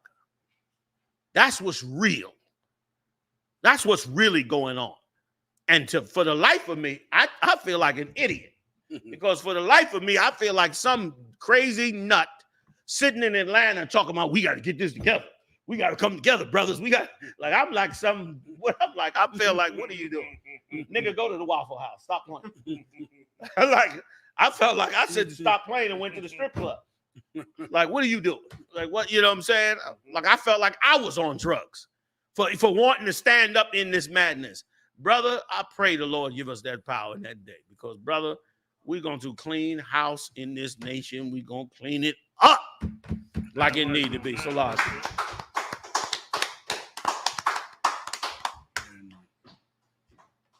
Hidayah. Colonel McCon, sir. At least 100 people shot, 17 fatally during violent 4th of July weekend in Chicago, up 27% from last year's How many holiday. people got shot? Colonel McCon, 100 people.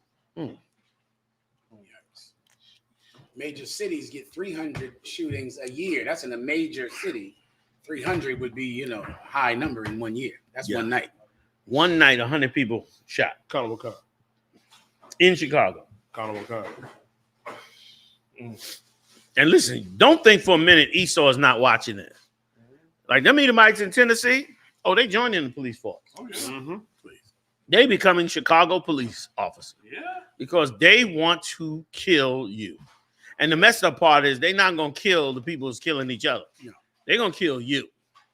And they're going to kill you because you're going to listen to your preacher and think, la-di-da-di, life is good. Mm-hmm. Jesus is with me. And meanwhile, you do nothing Jesus says. As a result, you're going to be the one to be the victim. Yeah. Give me more. Colonel McCon, sir. Chicago experienced a spat of gun violence over the long 4th of July holiday weekend, during which 102 people were shot, including at least a dozen fatally, according to police reports. And listen, don't be surprised that if Donald Trump gets in the White House, that he doesn't bring in military troops into the cities of New York. Like he gonna make your life, he gonna really stick it to you.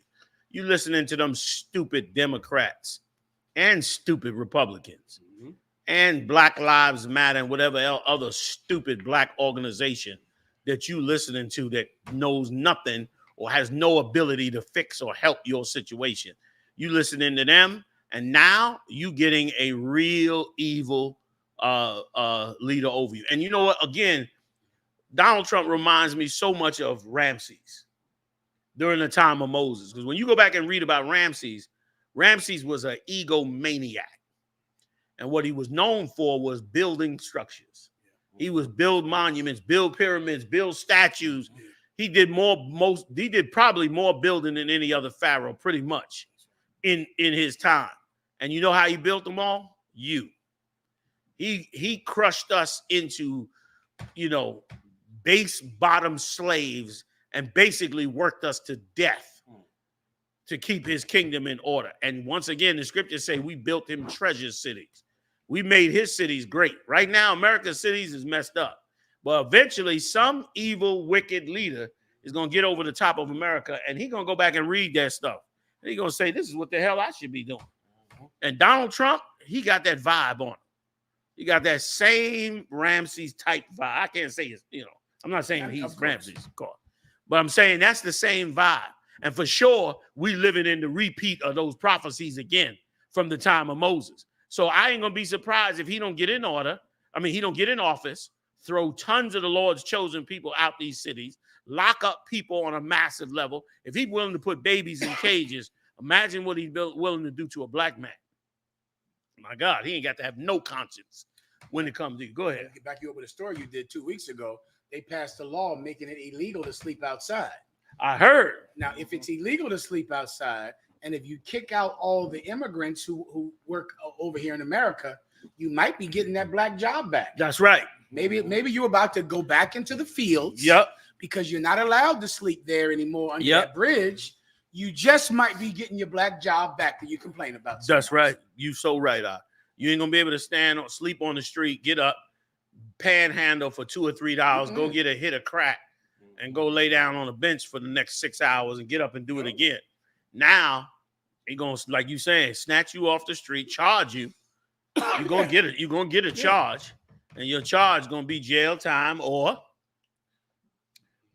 back to work in the field. Yeah, which is who's in the fields now anyway. Yes. Prisoners. That's right. So it's just perfect to take those homeless cities, make them criminals for being homeless. That's right. Get rid of the immigrants, and you can have your black job right in the fields of Mississippi picking cotton.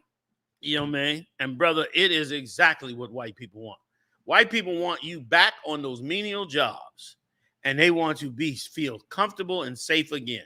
They want you back being valets for the car. Oh, yeah. Good evening, Mr. So-and-so. Yeah. How are you? They want you to be doormen again. Yeah. Oh, they want to get back. They want you taking out that trash. They want you doing your orderly slave duties without them feeling any fear of crime. That's right. They want to make sure you get a charge. You can't carry no weapon. They want to bring that back.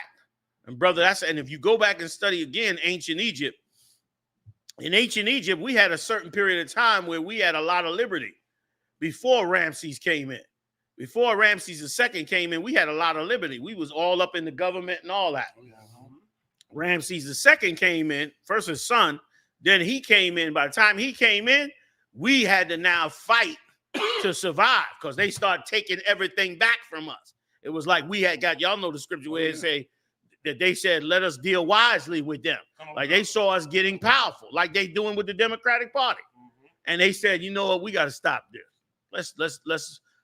Let's break them down. Let's do something evil to them. And that's exactly what's being built up right now. Being built up right now is to come do harm to you. And that's all they care about. They're not worried about the other nations at all. Spiritually, they're not worried about the other nations. They'll do business with the other nations, but you will take over America. And they know it. And they're going to make sure you don't, which is why you got to become strong. Salaki, I yield. You dying. Khan. Discriminatory past shapes heat waves in communities of color. Morality records from cities across the country have shown that the heat waves kill alongside social, economic, and racial lines. Yeah, it's obvious it does. You can't afford no air conditioner. Like I said, it was 500 homeless people in Atlanta. Temperature was over 100 degrees. You couldn't even stand out there for more than 15 minutes. If you were from the north, at least I could. My guy out there with 15 minutes, I'm like, yo, it's hot out here. You know what I mean? Like that temperature demand attention immediately.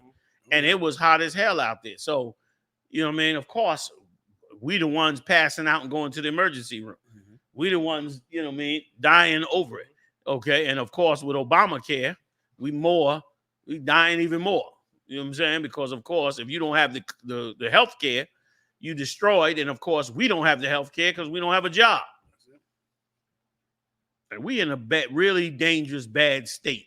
And for the life of me, I can't see why black men in this country do not come together and see the danger that's in front of them. But that's okay. The Lord raising me up a good army. And I'm going to do what he wants me to do with that army, brother. Like, I'm going to deliver black people, Latinos, and Native Indians from themselves if I have to. Because we're not going to just lay down and let this go like it is. You're going to wake up and serve and be the people of the God if it kills you. Because otherwise, they're going to kill you anyway. Just like they tried to do in ancient Egypt. You know what I'm saying? Them cries had to reach to heaven for the Lord to come back and say, I'm going to do something about it. You understand? Some old sodomite was mad at me in Atlanta because I called a black woman a bitch. He mad. I mean, furious, spit coming out his crazy ass mouth because he's mad that I called a black woman a bitch, just like a sodomite. Meanwhile, black women are killing 350,000 babies a year. We in a full-fledged genocidal wipeout of blacks, Latinos, and Native Indians. Not a blip on the radar. Not a blip on the radar. Kamala Harris championed it right on down the line. Michelle Obama championed them sodomites right on down the line. And that's why a lot of you black women don't have no men too. A lot of you don't have no men because you championed that sodomy.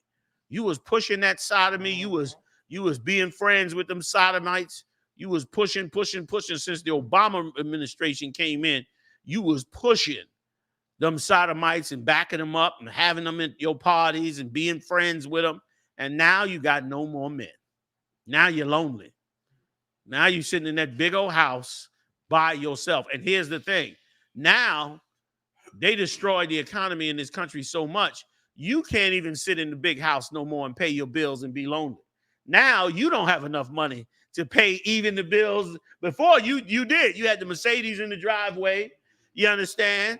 You were sitting in the house, mean and miserable by yourself. You don't even have that no more. You don't even have that no more.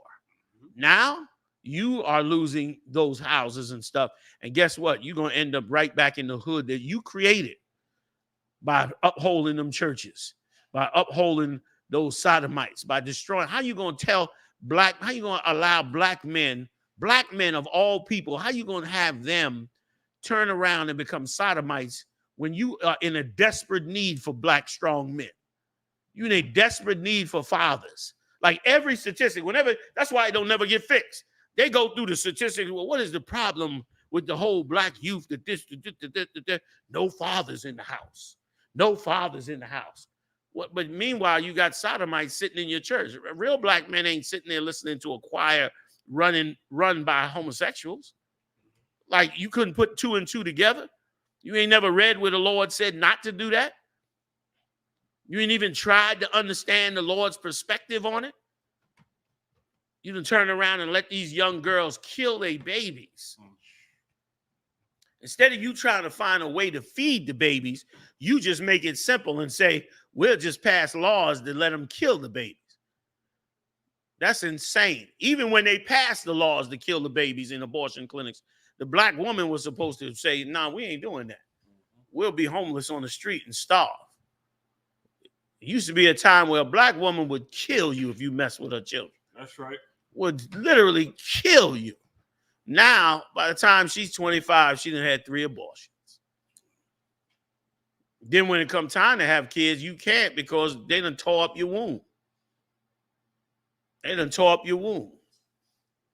And of course, you can't really find a decent brother because, of course, Esau done destroyed him out the house too. They turned you black women into monsters.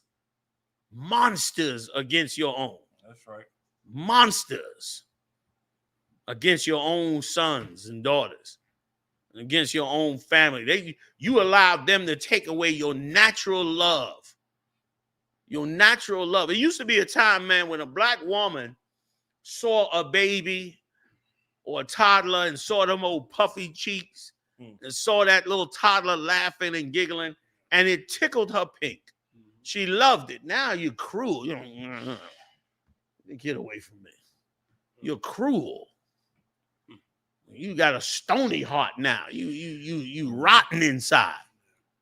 Used to love babies, man. Babies can't get a fair shake no more, man. Baby, you're mean. Why we got these kids? A few times in there in the class. Few of you, there's never the brothers. Few of you sisters came in here. I was shocked. They came in here and the class was over. They complained that the babies was running around in here too much. They couldn't hear the class. This, that, and the other.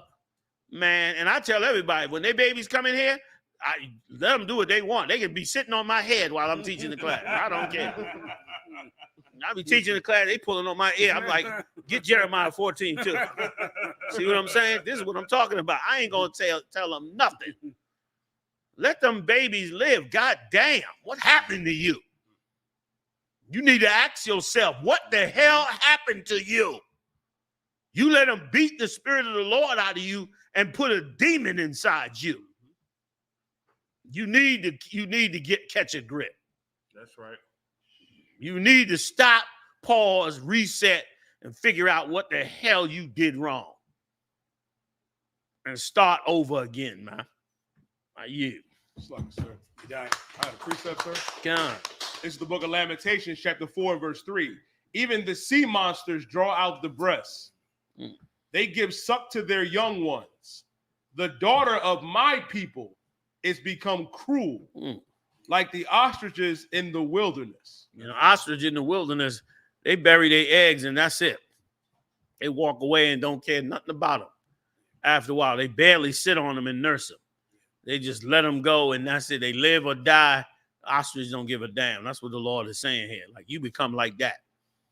You become like that. You got no sense of when you become pregnant, there's a life inside you. Right. They done trained you like a dog to just abort that baby. Like you do, that's like they do animals. When you have animals, you got to control the breeding. If you have too much breeding, you have too much animals to function. The breeding go away, you'll decline in animals. That's why most farmers only have female cows. And then you have some farmers, they call them bull farmers.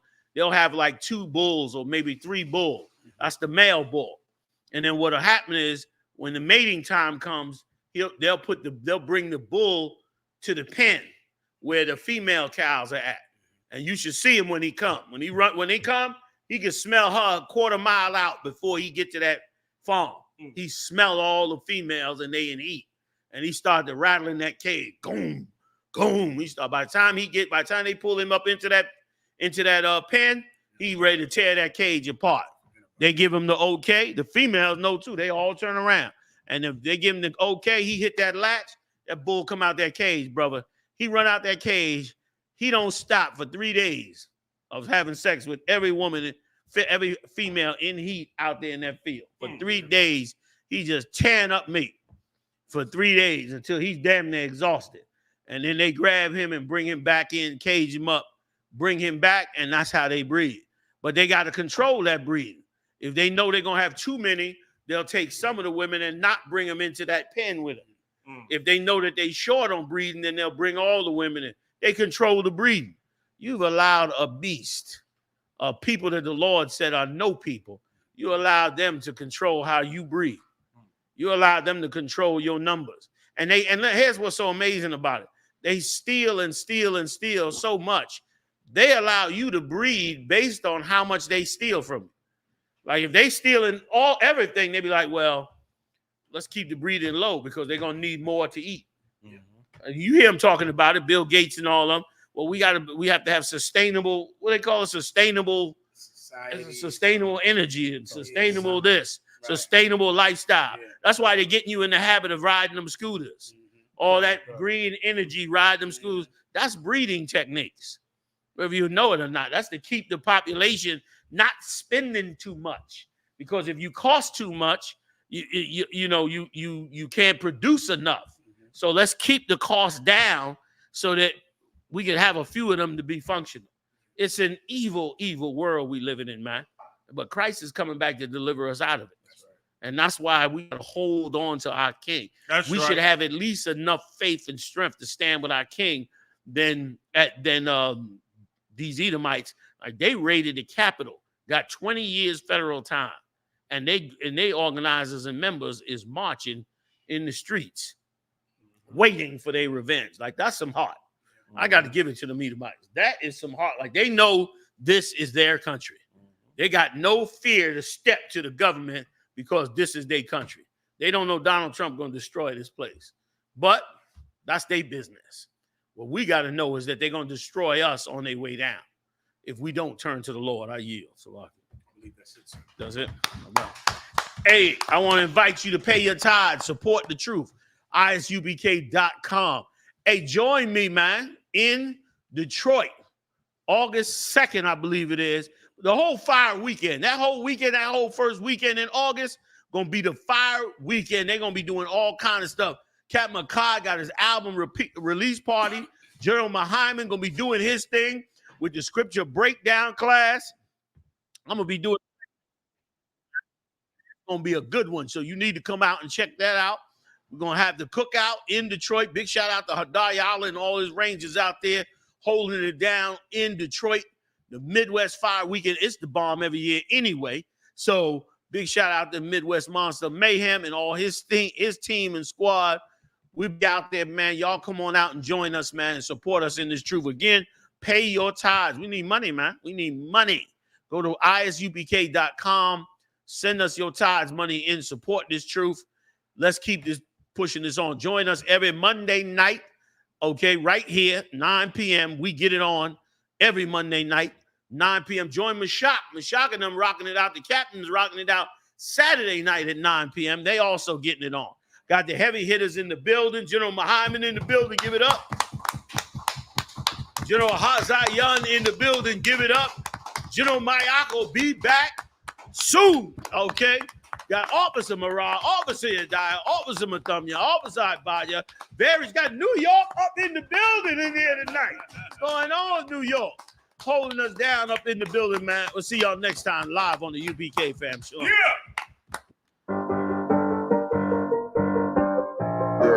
Get ready for an unforgettable experience at the Midwest Fire Weekend from August the 1st to the 4th. Join us as we bring together all Blacks, Hispanics, and Native Indians under one banner for 4 days of powerful brotherhood and sisterhood. I ain't show no mercy, we gon' show them boy what time it is. I'll pop out like I'm Samuel. I got time to kill. Haters thought I died. I survived. They don't know how I did it. Got it out. Day 1 kicks off with the Round Table with Truth podcast featuring Captain of 13,000 Mauquai. Also, we will be having a breakfast and sip event at 12355 Gratiot Avenue, Detroit, Michigan. Then, we will be having scripture breakdown with none other than 12 Shield General Hyman from 7 p.m. to 9 p.m. Then later, we will be having game night.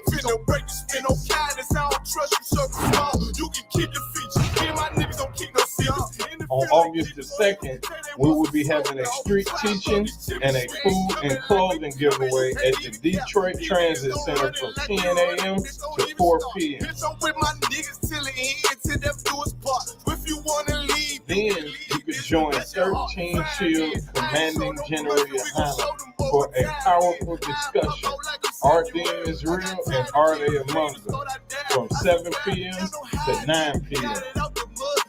After that, we will be having late night activities at our bar on 21530 Gratiot Avenue. On August the 3rd, we will be visiting the Charles H. Wright Museum from 12 p.m. to 2 p.m. And join us at the Action Impact Gun Range from 3 p.m. to 6 p.m.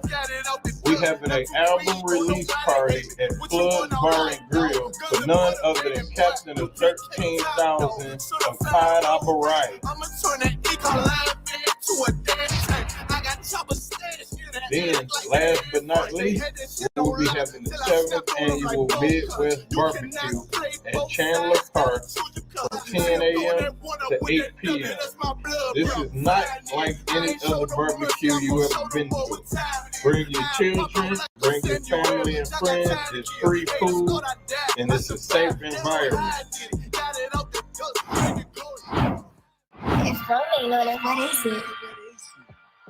Also, get you a room at our hotel for special rates. Book now for a comfortable stay close to all of the action. Purchase your tracks today.